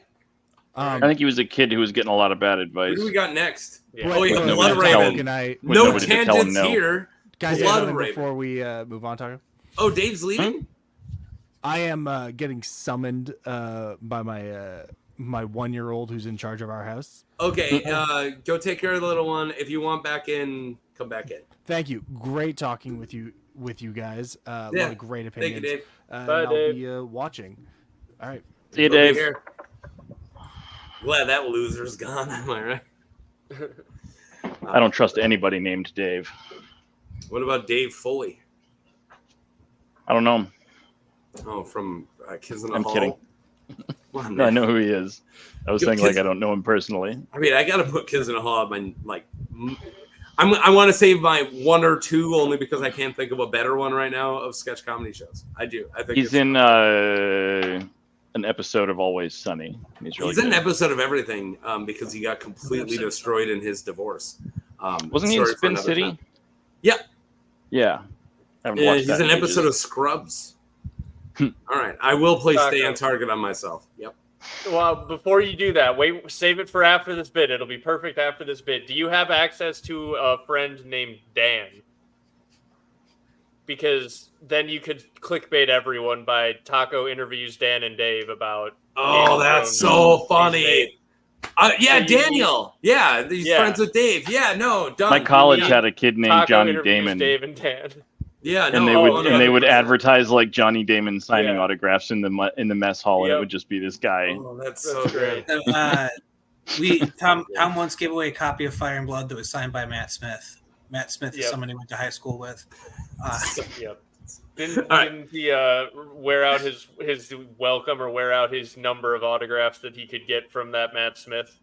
Yeah, he has not responded to subsequent Yeah. asks for his Yeah. autograph. Yes. All right. My video background has a signed photo of Samuel L. Jackson that I just had one of my coworkers sign for me. All right, I'm gonna play it now. Now you do it. Yep. All right. Stay on target. We're too close. Stay on target. The problem with that is I actually don't like interrupting you guys with the video. So it's like I need to, but I'm like, hey, shut up so I can interrupt you. So Tom I is wait still in the patiently chat. for you to. Tom just confirmed in the chat. Yeah, Matt Smith is no longer speaking to Tom. It was worth it. Go to bed. Tom, tell him that you can. Tom, tell him that you can get him a prominent Washington D.C. politician to reach out, and then have me on the other line. All right, no, Tom. I've got You the didn't Doctor do Who this theme because stuck you in my needed head to now. sleep. So you can't be in the comments the whole time. Either jump in and hang out or go to bed. He didn't say he had to sleep. He was being summoned by a 1-year-old. No, that's No. Dave. Dave We're and Tom talking are two Tom in the completely chat. I wasn't actually in the room when you guys were talking about that. Sorry, I wasn't really paying attention. I just got really high on my conviction there for a second. Shut up, Tago. I'm wrong. about Tom, if that cost you your friendship with him, it was worth it. That bit is probably more fun than like the next 5 times you would have hung out combined. So here's a very easy, quick one we can get through. Bloodraven. All right, He's a the decent fact guy. he didn't get pure evil blew my mind. I really thought everyone was gonna go like, so he's a bad guy, right? He's an evil wizard tied to a tree, being controlled by dark gods who love the blood of children. What are we doing here, guys? Like, that's an evil person. But he might coach the guy who ends up winning the war for the Dawn. Oh, whatever. Keep that stuff on Also- your channel. Keep that propaganda out of here. The dark god making him do that is the 9-year-old that he's nurturing. So Yeah, exactly. Yeah, like timey-wimey crap, dude. Yeah, also, like, isn't he like the definition of like does evil things for the greater good in his own mind? Literally, right? Where was I? Oh yeah, here. he's Magic Bloodraven Nixon. might be the ultimate did evil for a good cause character. Yeah, no. That's like the first thing people bring up when you bring up Bloodraven. He's like, yeah, the guy that does evil for a good cause, and then they bring up all the crazy theories around like the nature of his existence currently. Yeah. So like, those are his two things. Irish he's Potato. War Crimes Merlin. I will not stay on target twice in the same thing. All right. Dude's favorite pastime is justifying war crimes. I love that sentence. That was so good. And then He's the ultimate did evil for a good cause character. Who has more valid evil deeds list than throwing Bran from a tower so he could be great.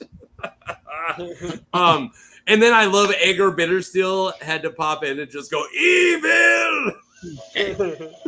I'm assuming Aegor Bittersteel is in everybody's chat, right? He's my favorite Blackfire who shows up. And then a different guy named Bittersteel. This isn't the same guy, or it's his burner account. I was gonna say that 14% is all his burners. Yeah. Yeah. Yeah. That's. Actually, I think I clicked that. I'm not gonna lie. Okay. I think I'm one of them. We are referring to Brynden in this individual capacity or part of some Weirwood hive mind. How much agency does he have as a separate person? In any case, the question is whether the ends justify the means. So I left that comment in there for Michael, because that's what I'm assuming that was you, right? Like that was your burner account, because that so sounds like some hippie hogwash commie propaganda that you're going to end up spewing right now. I mean, look, if someone does a lot of terrible things, but then they coach someone and that person leads the Packers to win a Super Bowl, I will forgive a lot of terrible things that the person coaching them did. And if they save the entire world, that's almost as good as winning a Super Bowl. So like, my head canon, I agree. Packers I also on reflection like Hillary Clinton. I do think I came to this conclusion a little while ago of like, we do these streams and we really enjoy them, and I have fun. I feel like you guys have fun. I do consider you guys friends, but we really don't talk at all in between them. And I think it's because it's a Bills fan, a Packers fan, a Vikings fan, and we know our links. The preseason's almost over. We really do need to do another interesting football club episode. I know we do. I'm super in. I'm super in whenever we do it. Okay, also live on Livestream pitch, do we have time to set up an interesting football club fantasy football league? Ooh. I think we do have time. And I'm actually not an Eenie, so I'm down. Okay, I can probably set one up if we can find 8 to 10 people who are in. We'll figure it out. Russ, do you know what football is? Tom will do it too. Guarantee Tom. Yeah, I follow the Dolphins, but I've never played fantasy football. Yeah, I've never played fantasy football either, but I've played fantasy Schmodown. Don't ask. So I think I can do it. All right, we'll figure out, like, we'll tell you I do what the watch commitment the would be, NFL. Russ, and you can decide if you want in or not. I watch the NFL as much as the people, like not the Vikings, but I try to watch as many games as I can, at least one game a slot. And the only other people I know who do that play fantasy, and I just do it because I enjoy football. I would like to plug, I think everybody should be watching the WNBA. You can get the entire season for every team for League Pass for $35. I wish we knew more about Shiera so she can be on one of these. Entire league pass, $13? $35 for the entire season. Good, team. I thought Taco was going to get us back on target before I could make the point that I saw someone pitch the WNBA as the only league you can watch where like people are playing against their ex and their current girlfriend is also on the team. Yeah. And like they broke down like highlights of like, okay, this person just had their girlfriend dunk on their ex, and then their ex was in their face like yelling, and then their current girlfriend came and like pulled them away, and I was like, oh my god, this is amazing. Like, so the WNBA, like half of them are just dating each other. That's awesome. I mean, yeah, you should follow Coach Jackie is someone you want to follow for women's sports stuff. All right, I will be playing it if you guys don't stop now, and then let's get into Bloodraven. What did you just say, Zach? Excuse me. I said I had to figure out what team I would cheer for. So if I don't care about a team, I won't stick. Yeah. And there's a Las Vegas team. Okay. That's my like. So who's the like usually sometimes have a really good team, but whenever their team's good, they suck, and whenever their team's supposed to suck, they do good, but no matter what, they can never make it past the second round of the playoffs. Who are my Vikings? Oh, it's this is my first season watching, so it's like all teams but 3 of them are exactly what you described. Oh, okay. It's literally the Bulls and everyone else. Oh, okay. But women. All right. So Bloodraven. I mean, I like to go with pure evil. Me and 14 of Bittersteel's Give me like 3 examples of evil things that he did. I was about to say something that I eventually want to pitch to the Interesting Nerd Club, so I can't say it. Ooh, I gotta be careful. Hey, let me know when I can pitch something to you guys. I'm not kidding. I already have it written up. Like legit, just send it over to me and Tom whenever, and we'll work it in the schedule. We just sort of wing it for our schedule. Okay, I don't know what that means. Send it over. Just like, hey, let me do one. Literally, just DM us on Discord, like whatever, and it will work its way into our official schedule. Like anything about the topic ahead of time, or do I just say? No, just say we're recording. We're recording next week, and then we'll tell you the time. Yeah. Okay. I'm just saying. I'm messaging you right now. I want to do the thing you just told me. Also, I want to do the thing. Before we get too far back, an organizer, you're already on top of it. Sounds like a conversation on Grindr. Before we get too far back, that is what I say on Grindr. Taco, you can be a fan of the New York Liberty, who are 0-5 in the championship game of the WNBA. The Connecticut Sun, who are 0-4 in the championship. Where's my Midwest? Or the Atlanta Dream. Atlanta Dream, who are 0-3.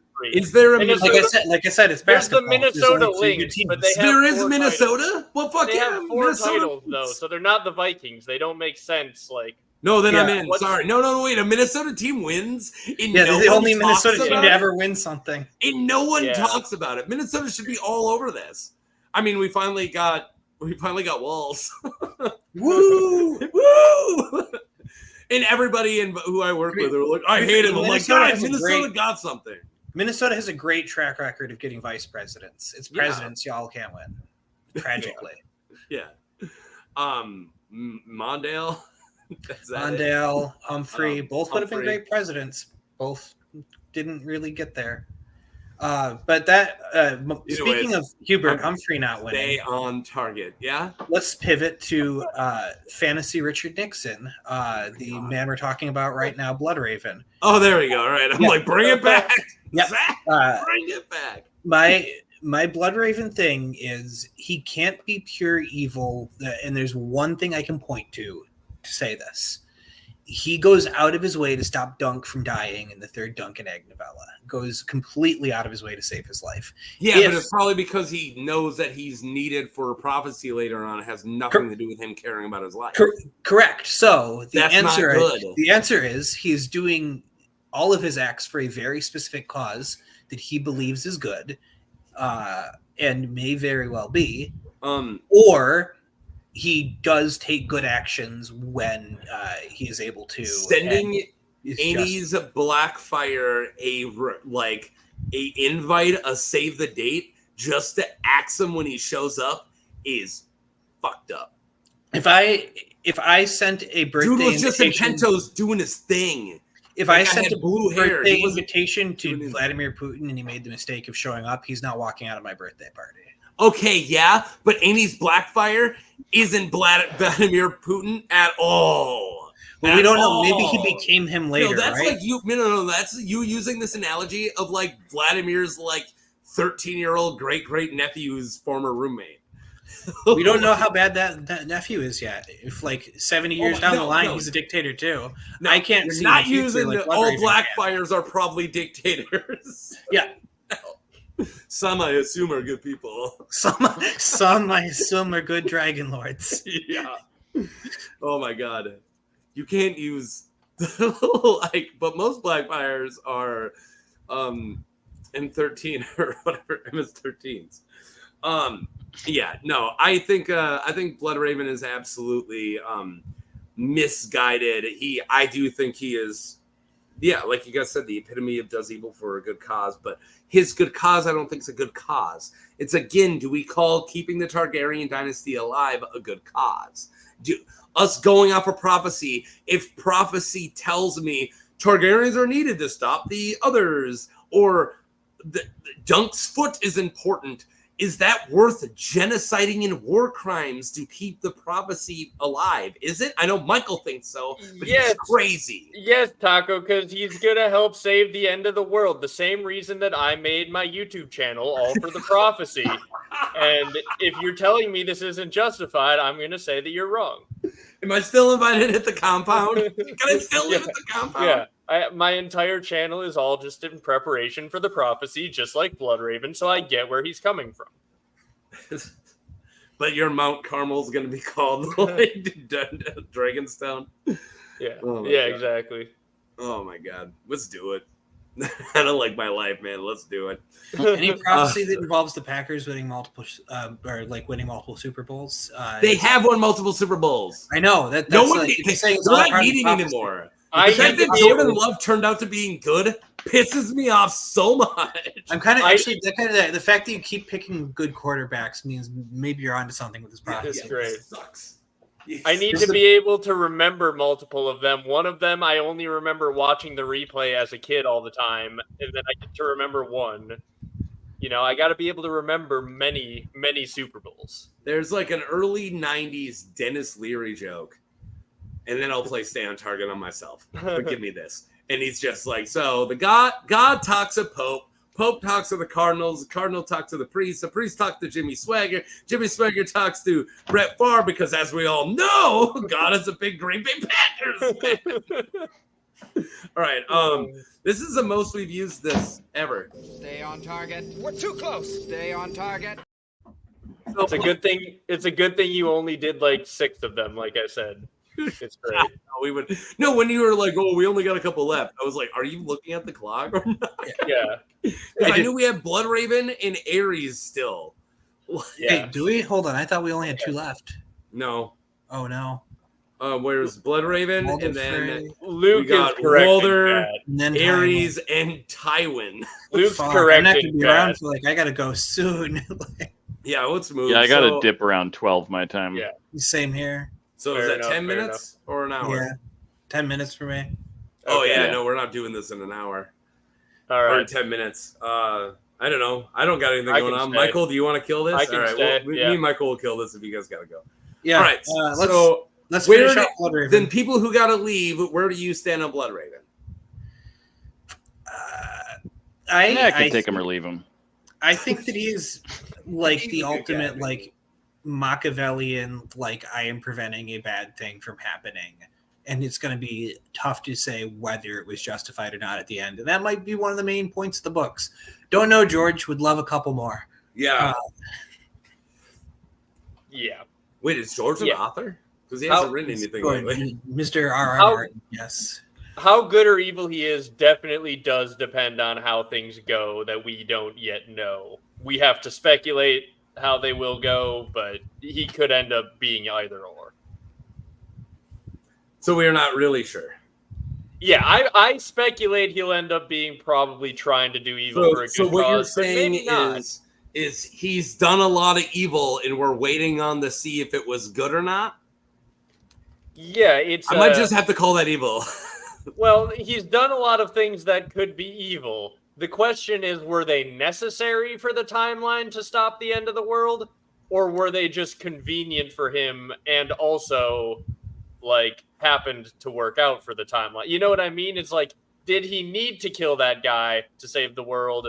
Or did he have the power to save the world and kill that guy and he just didn't like that guy? Again, like the ability of, like, him possibly getting... I don't want to give away too much about theories, but like, yeah, and go down it, but like him possibly getting other Targaryens off the throne and or killed because he's pretty sure one person's going to be the savior, maybe in a prophecy he doesn't understand is fucking batshit insane. Well, yeah, but this is a world where the actual magical trees do have a plan. Oh yeah, according to you. So I'm sorry, but I don't actually like the plans of the old gods. I'm not a big fan I don't of them. either. I just think they Cthulhu, exist. I didn't vote for them. That's fair. As Tom would say if he was here and had to be his voice, it's only crazy if you're wrong. Yeah, exactly. I think he's wrong. Because right now he's tied to a tree. It's just fucking with kids at this point. He's just calling. If he was wrong, like, want to live in my tree. If he was wrong, he wouldn't be immortal. He's not immortal. He's tied. If he was wrong, he wouldn't still be alive. Yeah. Define alive. Able to talk to you? Fine alive. Able to talk He's to you. Alive, yeah. Okay, that's He's just it. playing All a right, different okay. level of game. If you went around Yeah. taking the mold off of your food and like throwing it into sick people back in the Middle Ages, they would have thought you crazy.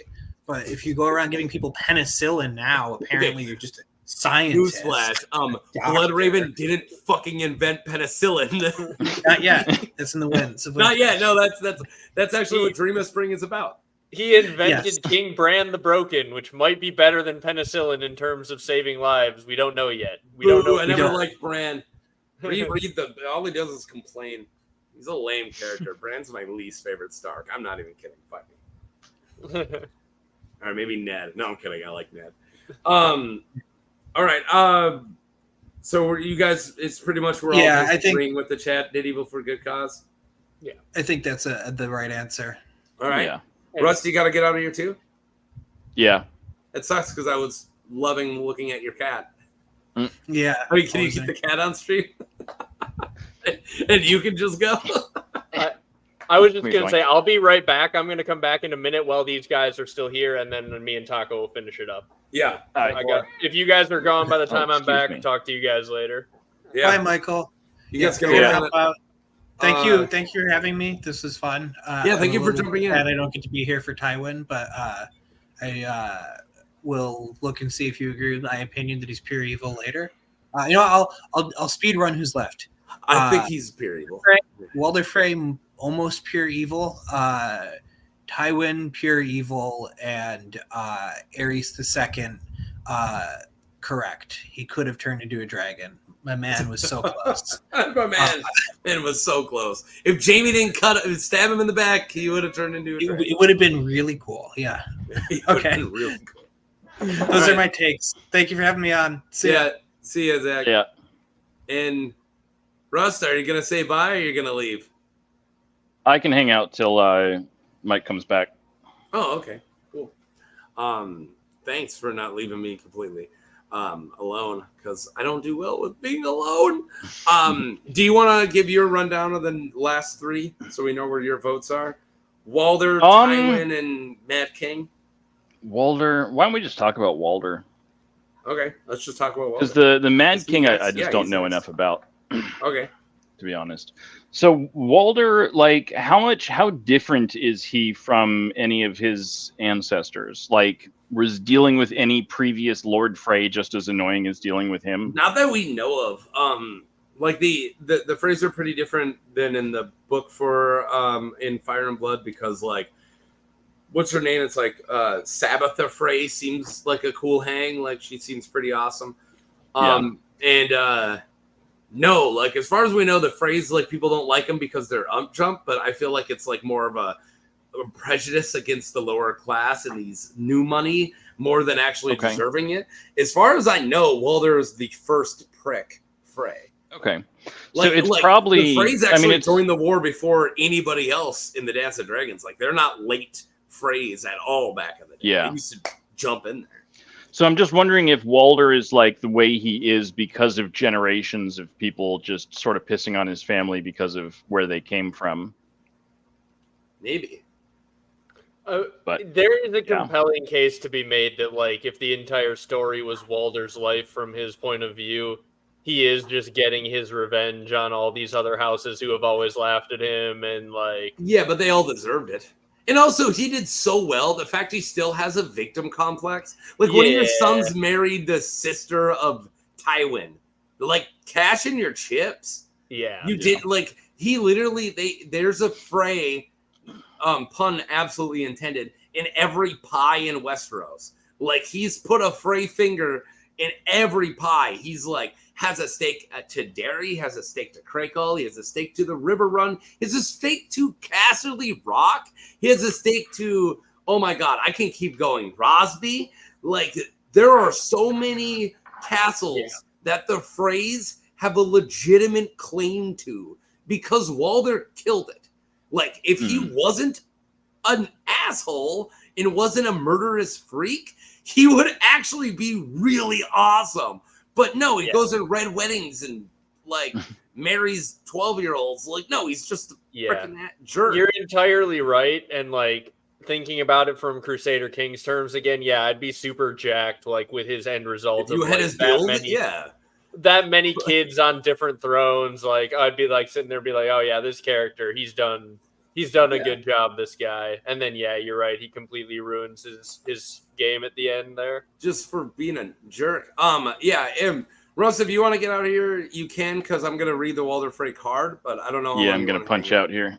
All right, peace. Have a good night, all. Peace. It's the only goodbye we've ever gotten from Russ because he did it on stage. I'm so happy. We're gonna make a clip of that, so I'm gonna play it every time. Every time he just leaves fast, you play that. Yeah, I love it. Do you remember his face when I said it before we stopped streaming because I knew he was gonna Irish goodbye? And I was like, hey, man, I know Russ is about to leave, so talk to you later. And he's like, you bastard. Got you. Yeah. All right. So, Walder Frey. This is the first, like, not the last, but the first set. Pure evil just dominated. So, Kevin Nutzling said, even his allies are disgusted by him and the things he did. Aside from the Red Wedding and all the hatred for his houses afterwards, he is setting up the twins up to descend into bloodbath as soon as he is dead. Thanks to all the marriages and bastards, he's almost amused by it. Then, of course, there is the very young brides. I really wish Duncan had listened to his intuitive thoughts and tossed him down a well. All right, let's not talk about kids down wells around here. Michael's going to start being all kooky again. But I actually think he's a little wrong on that. I think that he's not setting up his house for disaster. I think his house is setting up his house for disaster. I think the fact that the heir that he groomed died, and the people who are now taking over were never groomed to actually be in charge, and they don't give a crap about anybody. But I don't think that's Walder's fault. Well, okay, so in Crusader Kings 2, after you have a certain number of heirs, at some point it's up to you to just stop remarrying. So, like, if he just wanted to, like, keep banging people, he could have just had bastards. Yeah, that wouldn't have been as big of a deal. Yeah, like, he's definitely set them up for a mess.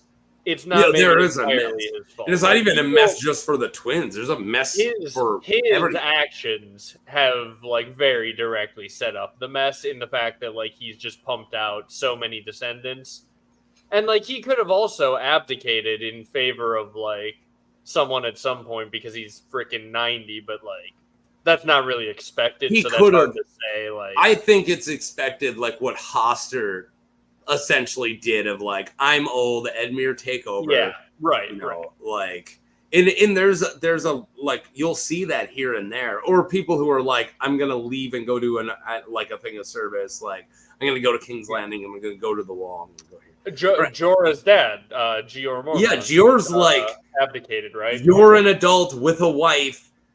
Take over. I did my part.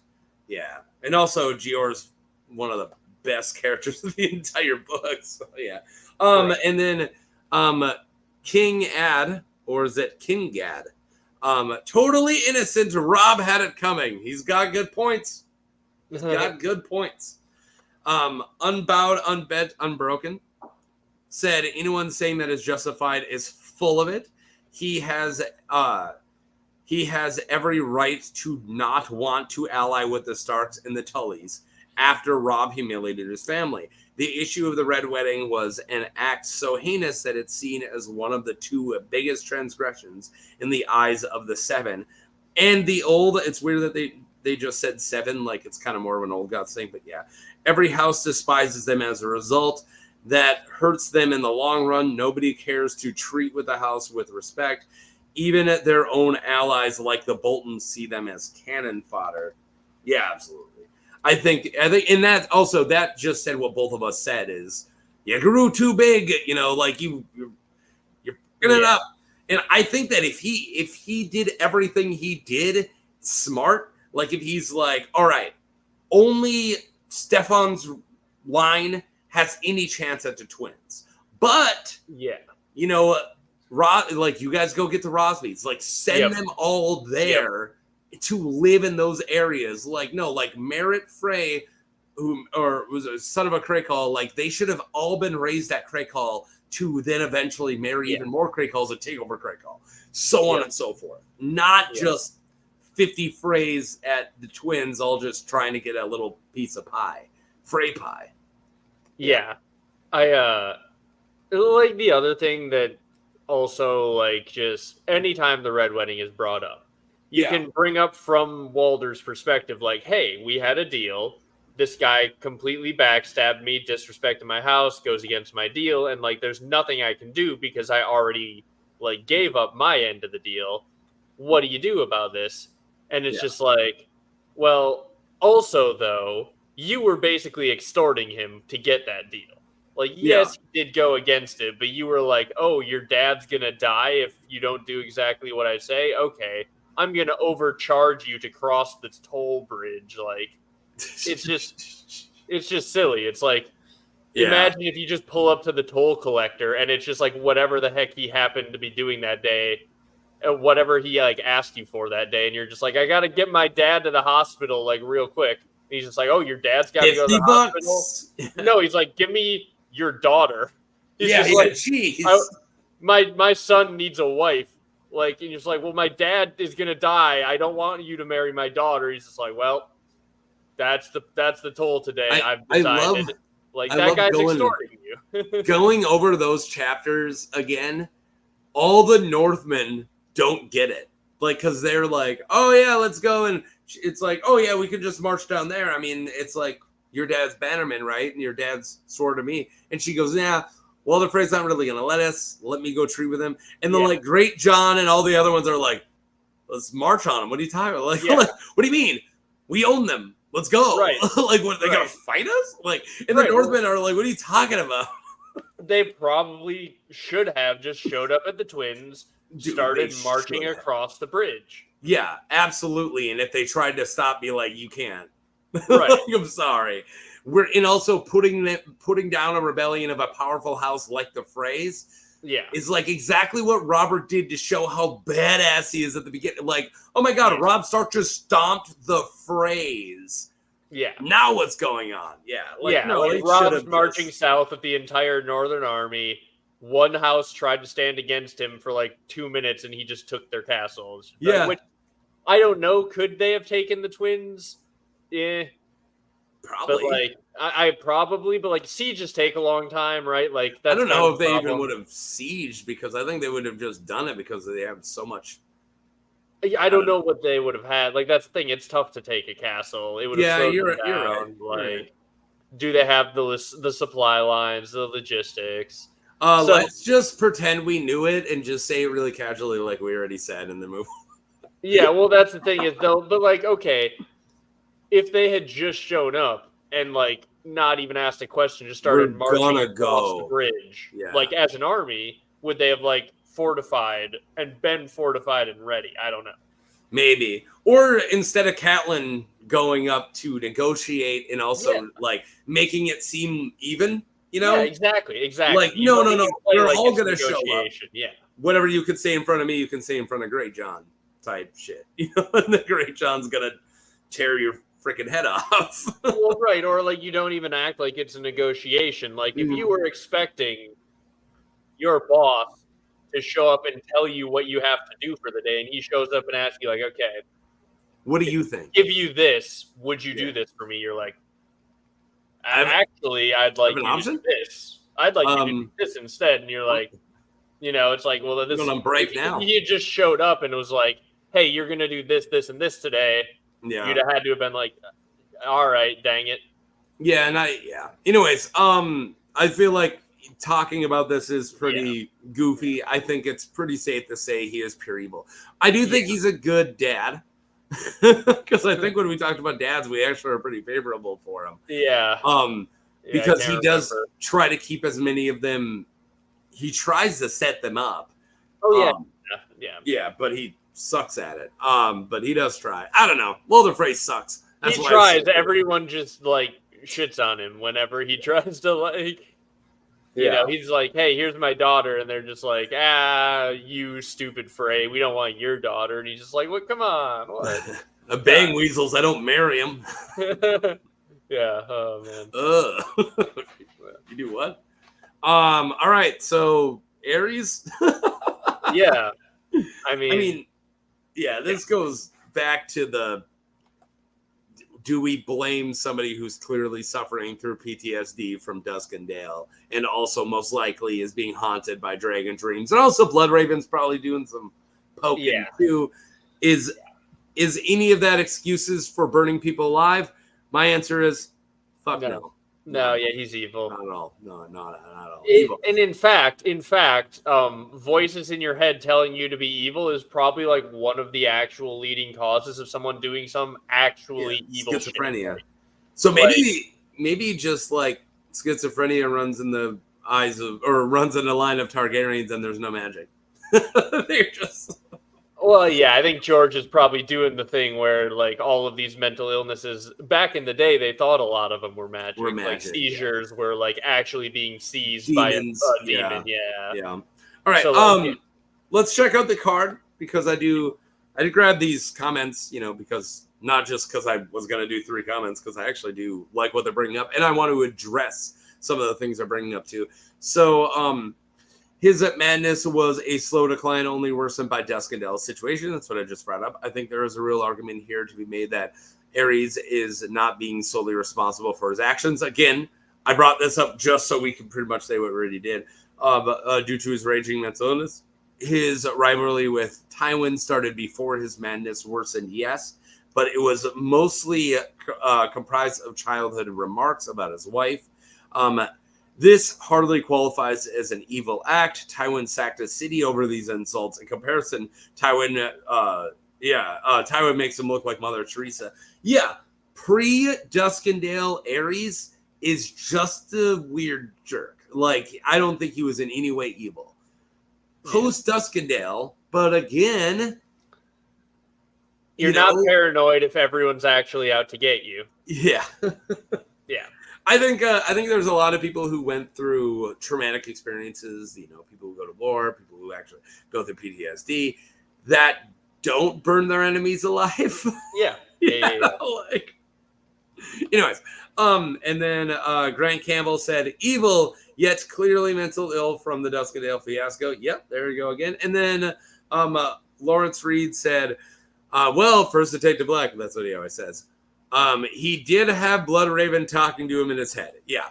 Have you done is Bloodraven in Aerys' head video yet? Not specifically. I have done a video though about how I kind of think drinking wildfire might actually be part of some ancient fire magic ritual. That might have worked. Because Melisandre has a line in her she's having her flashback scene. She's looking into the fire. She thinks Melanie Lot 7. She's thinking of all that stuff. And in the middle of all that, there's a line where she thinks the fire is inside her in agony and ecstasy, searing her, transforming her. And then later it says, and still she drank it in. Yeah, that sounds like drinking wildfire. Being transformed. And it's all in the flashback paragraph, right? Mm-hmm. So I think Melisandre drank wildfire. I think the idea that the pyromancers would be the only ones to know that drinking wildfire is part of this ritual tracks. Like, they would be the ones to know. So the Targaryens, who have the pyromancers working for them, would know this potentially. Aerion may have known that and therefore drank wildfire. Yeah, but he's not the right Targaryen, so it didn't work. Well, the thing is, only death can pay for life. So he may have needed a sacrifice. So Aerys, later on, Aerys thought he was going to rise again as a dragon transformed. I think he was trying to sacrifice all of King's Landing with wildfire while he did the ritual so that he could rise again as an immortal dragon. And he might have actually been onto it. He might have been right. Like, it might have worked. If he had drank wildfire and blown up King's Landing, he may have transformed. I think you just inadvertently wrote Aerion Targaryen equals cold hands, but It worked. He's cold hands, and he's working with Bloodraven, his old friend. They knew each other. This video is older than my wall video. It was so old that the original one had terrible audio, even like worse than some people complain about my current audio. It was like actually terrible audio. I have some bad audio because I think I don't always like actually look at my settings, and I'll have like clips, and then like I'll even be like, no one's complaining about it. Like that's probably worse. Like, no, guys, let me know when it sucks because I know it sucks sometimes. And it's like, oh, you just got to make sure you look at your audio every time. I'm like, every time. Like, come on, man. I just turned this thing on and click play. What are you talking about? So, and also, I think that downplaying keeping nothing but lickspittles around and like that kind of stuff pre-Duskendale is definitely bad. Like, I think that he was a really crap ruler. Maybe that doesn't make him evil, but a really crap ruler. And the only thing that actually kept his kingdom together was Tywin before Duskendale. And then, he turned into burn 'em all guy. But I don't know, the not letting anyone touch you and growing everything out and then bringing in Varys, which is probably the best thing he ever did for the realm. Actually, but like, I don't know. I think he's just too crazy. And also when somebody asks for the like sacred to both everybody, the trial by combat, like, and then you burn them alive for it. Like, my champion's fire, and I'm gonna tie you up as I do it, and then I'm gonna let your son strangle himself to save you. That like is an affront to not just a god, like everybody. Like, that's some awful crap there. Yeah, that's the one that is just like nothing else needed, really. You're in pure evil at that point. Yeah, at that point, you're a pretty pure evil. Yeah. Oh yeah, sorry. It's no blades near him, not just nobody can touch him. But yeah, the rule is no blades near him. Yeah, you're right, April, man. My bad. But still, whatever. Yeah. Like, cut your hair, hippie. Hey, not you. Sorry, you look good. Do you do your fingernails at least? All right. Yes. Well, we made it to the last one. When you get rid of all the riffraff, just two people. I mean, we also have the very non-debatable ones since they left. Yeah, these are the easiest.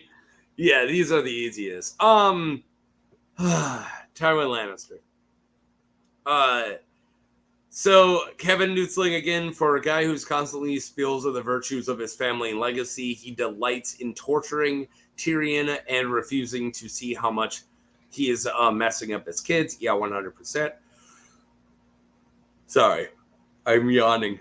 Bad time to yawn. The situation with Tysha could have been handled with so much less trauma, and then he to force Jaime to lie to his brother to setting up an eventual rift between them. Not to mention, he ordered King's Landing brutally sacked. Yeah, the sack of King's Landing was not a normal like taking of a city. It was definitely the Sith way of handling it, right? Sorry, I just had to say that. Like, all the rest of his stuff kind of overshadows that one, but that one's pretty bad. You're right. Yeah. He went above and beyond what he needed to do. Yeah, for second King's Landing. Especially the death of Elia and her kids is like, who was asking for that other than Robert, who's an idiot? So you're saying, who gave you the order? Who gave you the order? I was saying that. Yeah. God, I wish I looked like Pedro Pascal. Even now that he's old and dad body, he's even hotter. Yeah. All right. What are you going to do? What are you? Well, Pedro Pascal. All right. So, King, brutally sacked to vent his years of hatred for the court mocking him. Yeah, that might have been his actual reason why he destroyed King's Landing, because it's like Owen Merriweather made fun of him too much. Oh, wait a minute. That's like actually really interesting. Yeah, that's actually really interesting. Put that together, but like Tyrion Tyrion yells at all of the people of King's Landing, "I wish I had enough poison for the whole pack of you." Because they think he's a monster and they make fun of him. And Tywin had enough poison for all of them, and he made them take it. Yeah. Like, he did all that because thing. Carlton Chestild made fun of him too many times. Yeah, like he did the thing that Tyrion wishes he couldn't do. Yeah, damn. I normally have it in my head, but the guy who made fun of the guy who made a Tywin shits gold joke, I think it was Owen Merriweather. Yeah. He makes a Tywin shits gold joke, and then Tywin mean mugs him until he excuses himself. Yeah. Tywin doesn't say anything. He just and then the guy's like, "I'll just go." Yep. Just makes it awkward for everyone until the guy leaves. Yeah. And he's like a member of the small council. It's the guy who he handles out. Like, right. Oh, hell yeah. Is Tyrion gonna siege King's Landing and do the same thing that his dad did? Nah, maybe. I don't know. I think John Conn's gonna burn. Yeah, I think John Conn's gonna burn. Like the Battle of the Bells. Yeah, probably. Yeah, and he even said if I was Tywin Lannister, like Tywin Lannister would have burnt Stony Step to the ground. And he's like, I will not make the mistake twice. Yeah, so he's gonna burn something. Like, like I don't know what, but he's gonna burn something to the ground. I think Tyrion might sack Casterly Rock. Yeah, that's true. Yeah, but it would just be poetic given what we just talked about with Tywin sacking King's Landing if Tyrion did the same thing. Yeah, but what do you mean? He's just gonna watch Danny do war crimes and then just frown in the background. Yeah, he'll like give his Peter Dinklage sad face and win awards because they don't want to make him do evil things because people like him. Because he looks like Peter Dinklage. Yeah. And Peter Dinklage is awesome. Go rewatch Station Agent. Thank me later. Go rewatch season 1 and 2. Yeah, and that. But I would just pitch together Peter Dinklage stuff. He's so good in Station Agent. All right, where was I? Yeah, so I'm glad somebody brought up he might have just done it because the court made fun of them. And then Rhaegar's entire family murdered to clear the way for Cersei. That's so messed up. Even though Elia herself had no claim, and it's unlikely anyone but Doran or anyone but Dorne, same person, would have accepted Rhaenys after the example of Rhaenyra. Yeah, I do think that there's a really good case of like, why don't you just go in there, marry Robert to Elia, done. Like, but of course he wanted her to marry Cersei, or him to marry Cersei. Yeah, dude, like Kevin brought up a lot of points I never thought about here. Like he probably did kill. Like there might have been a reason of getting rid of Rhaegar's family to pave the way for Cersei. I never thought of that before. That is a good point, and also like I was going to bring up a different point that isn't ever talked about. That something Tywin did that's like really evil might have been for like a strategic reason as well. But yeah, this is an interesting point of like, he may have had a reason, like strategy game wise that he did that. Yeah, a lot of people are like, oh, it's just to get good favor with Robert. But it's like, oh, does he know that Robert's into the murder of Targaryen kids? Like, who would have just guessed that? Yeah, he just he just wants to have an uncontested path to try and make the marriage. Yeah. All right, and then that Sniff Chicken, fantastic name, by the way. That's an awesome name, Sniff Chicken. Tywin is an incel who did horrible things because of his own insecurities and not for family or legacy. Yeah, one hundo there. And then that last one, what he did to Tysha shows his evil, having his guards, and having your guards and forcing Tyrion to, they just said grape, which we all know what that means. Her is just because she is loreborn is so evil. Yeah, 1,000,000%. I will talk about Tysha here in a second. The second King's Landing was also overly brutal, which we just said.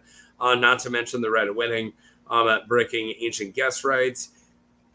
Even the way he wars is evil. He enables the mountain to burn, pillage the Riverlands, in contrast to northern men who don't commit disgusting crimes when warring. Tywin is just evil. Yeah, the way that he wars is just particularly gross. Like, he doesn't fight in pitched battles. Like, he just burns crops and like right before a winter. Like, it's so gross. I think what if you want to break Tywin down into things he's done right, like, I think ruling, I think he's one of the better hands. As much as I hate him, I think he's a really good hand. I think that he's a decent Lord Paramount. But yeah, I think Tysha alone, that one act of what he did to Tysha and Tyrion, it puts him at pure evil. I think that's worse than almost anybody else. Like, I think that's one of the most disgusting things in the entire book series. I agree. So that's the one thing I was gonna say is, like, if you actually want to answer the question, the only thing you need is just the word Tysha for your comment. It's like that would get it done. But here's the other thing is, that's the thing that I was gonna bring up. Like, when I was talking with the Interesting Nerd Club and Mira, we were talking. I can't remember how exactly it came up. But it was because of, if Tyrion has a kid, that kid is really high in the line of succession for Casterly Rock. So if Tysha is the sailor's wife and has that daughter whose name is Lana, who's blonde and the right age to be Tyrion's daughter with Tysha, she would be in line for Casterly Rock. Mm-hmm. And I realized, wait a minute, Tyrion has this legitimate marriage. Tywin forces that gang thing to happen with Tysha, forever casting in doubt the legitimacy of that child. Like, there's a pragmatic reason to have a bunch of men on the record sleep with this woman at the same time, and like, once you realize that's like, oh damn, like, dude, I never thought about that. It is, dude, it's just what I just said with the King's Landing too. Is that's instead what I of was just gonna say, evil, like, he has this really, my god, I that's never thought about that. Yeah, you're having the same reaction I had to, of like, oh, that's disgusting, but like, holy cow, he did, like, that's definitely a thing. Like, all for that. You thought about you that. put her and him through the worst because it was a legitimate marriage. Because it was a legitimate marriage. Legitimately be in line to inherit, and he needs to cast doubt on that. Yeah, wow. Yeah. God, that was brutal. So Tywin's evil. So evil for a good cause. The fact that anybody clicked evil for a good cause for him kind of made me feel a little gross. In the 1% for he's completely good, that guy's hilarious. Okay, I'm not mad at that dude. That guy, whoever that was, is great. We didn't like we've come down conclusively on the side of pure evil without even bringing up the time he drowned an entire family in a mine. Not even an entire family, an entire town. Their small folk were down there. The miners were down there. This is a society of a successful one. And also, you want to talk about multiple layers. Not only were they challenging them, but they were like not only challenging, like, a lot of the main reason why he justifies is like, no, they were standing up to us and we have to show they're strong. But no, they were rich. They were rich in the Westerlands, and now you can have their minds. Like again, like the pragmatic, like, dude, he's a mob boss, not a freaking king. Yeah, and he's a nasty mob boss. And Tywin Soprano. Jesus. We didn't need to talk about Tywin much. But it's funny because Tysha is enough for me, but then that was before you broke down that act in a way that I never thought about. And it's like, oh my god, it's so greasy and awful and horrible. Yeah, that's like one of my like more recent like realizations that I like really like. So, like, I'm gonna think about that when I go to bed later. Like, I'm gonna be like, oh man, that's so messed up. Yeah. Geez, in like, and it makes sense. It's like, oh no, it just recontextualizes something that was so horrible that you couldn't even understand it on any level, and all of a sudden you're like, oh no, I understand it on there's like a level where I understand it now, and it's still the worst thing ever. But it's like, oh no, wait a minute, like, if I like walked up to Tywin And I could be like, why did you do that? Because I'm disgusted by it. Then he explains it, and I'd be like, you sick monster. That was way worse. Yeah, it's way worse once you realize, like, oh, he thought this through. Yeah. And, like, had a reason for doing this and made it, like, a thing. God, Tywin sucks. Yeah. You know, I don't want to go on a limb here, but I think he's kind of a jerk. Yeah. Anyways, I mean, this is a really fun and uplifting stream. Like, we could have just done memes, guys. Yeah, I wanted to do a meme review. Yeah, we wanted to do a meme review. I want to still do sigils. Like, that hasn't won for like a couple. We got to do a meme review at some point. Taco, Yeah. we just Michael talks about stuff. Video meme review where it's just my speech bubble memes. No, I'm down. And also, if I'm pretty sure that if meme review doesn't win the next like 2, we'll just do one. Yeah. Like, screw it. Yeah. Like, I don't need you. Like, we'll just do it. Yeah. Yep. We'll get there. We'll figure it out. All right. Well, we freaking did. Is that all of them? Yeah, that's all of them. Oh, that's all of them. Okay. I thought we don't need to go, but I'm just saying. No. I thought we had one. We don't have more, any work anymore. We're done. Yeah. We can go on break. All tangents. Well, okay. Now I can say someone in the chat before was just like, Michael just wants to sit here and talk about sports and theories or something like that. Sports and prophecy. It's just like, yep, that's basically what I want to do today. Yeah. So my Premier League is back.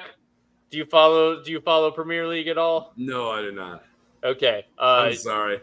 No, it's okay. Jamie Vardy scored a goal against Tottenham, which means nothing to you. That's gibberish to you. Yep. But if you follow the Premier League, you know that just means that like the world is right, things are healing. My team was bad enough last year that we got kicked out of the league. 2 years ago, we had to go down a level. We won the league to get back up, and now our like ancient like 37-year-old striker just in the first game back just scored a goal again when everyone kind of thought he would like retire like 2 years ago. So. Yeah, all gibberish. Yeah, you're right. Great. The first time. The world is great. Sports are good. I can give you this. I feel like you. Yeah, that's the appropriate reaction. I feel like that's what you were looking for. Yep. No, I worked 9 12-hour shifts in a row, and my first day off is today. Ah, nice. And so I literally and I spent the entire day cleaning.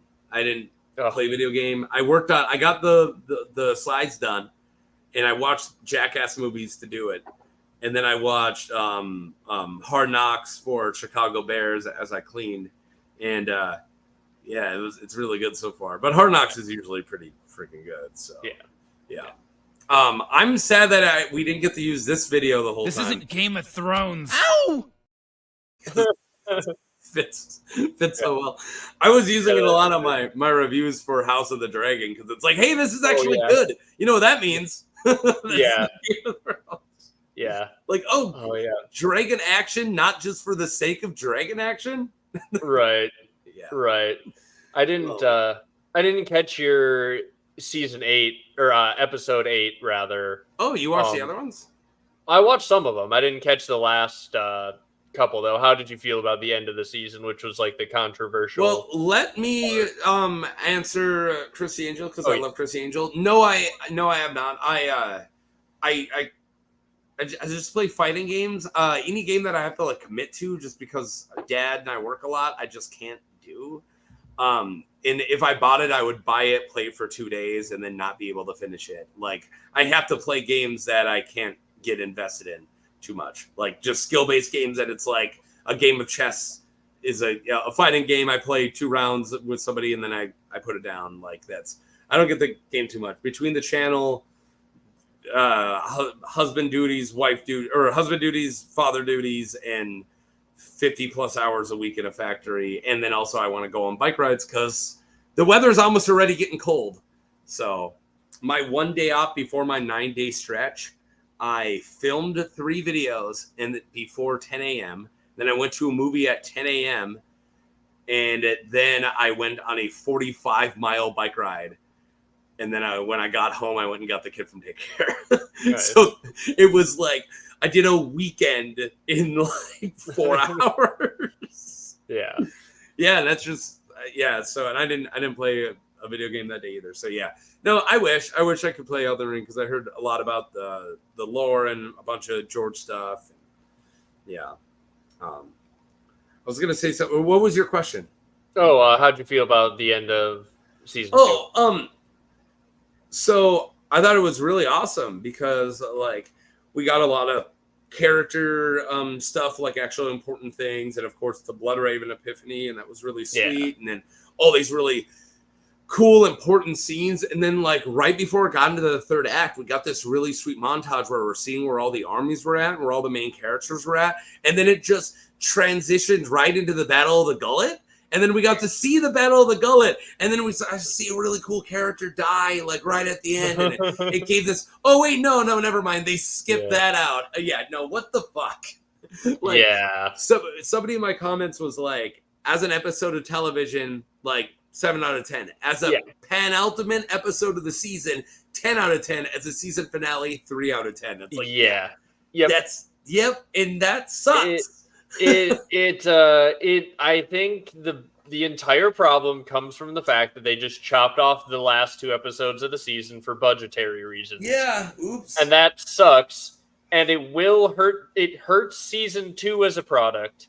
Absolutely. I don't think it will hurt the entire show as long as they get the budget to do everything properly and the amount of episodes they need. And they don't pull that again. Yeah. Right. Well, like, because if season 3 is good, when you can just binge all the way through season 2 into season 3 right away, season 2 is going to be great. It's just the wait's going to suck. So as long as they nail it from here on out, it's only bad in the short term. Well, you remember like watching. It's like when you watched Breaking Bad when it first came out, we were mad about how some of the episodes ended, or even some of the seasons ended, because of like cliffhangers and this and that, and you don't have any resolve. But then when you watch it now, you don't even think about it. You just can watch all of Breaking Bad. And that's great. I'm glad that we have that ability in our world. But you might be right. But like, that's just not how you end a season. And that's not even a cliffhanger. That's ending it at the beginning of the Act 3. That's not the same as a cliffhanger. Right. If they got into the Battle of the Gullet and we saw a character who we both know dies in the Battle of the Gullet, like fall off his dragon, and we're not sure if he's going to land in the water or survive, and then it ends there, that's a cliffhanger. But we don't even get the Battle of the Gullet. Then it's all they talked about the whole. They were like, that blockade. Hey, that blockade. What about that blockade? Yes. Like fuck. And I already have this recorded in a thing that I think will end up being a video. Like, I'm pretty sure it's a recording I'm going to end up using.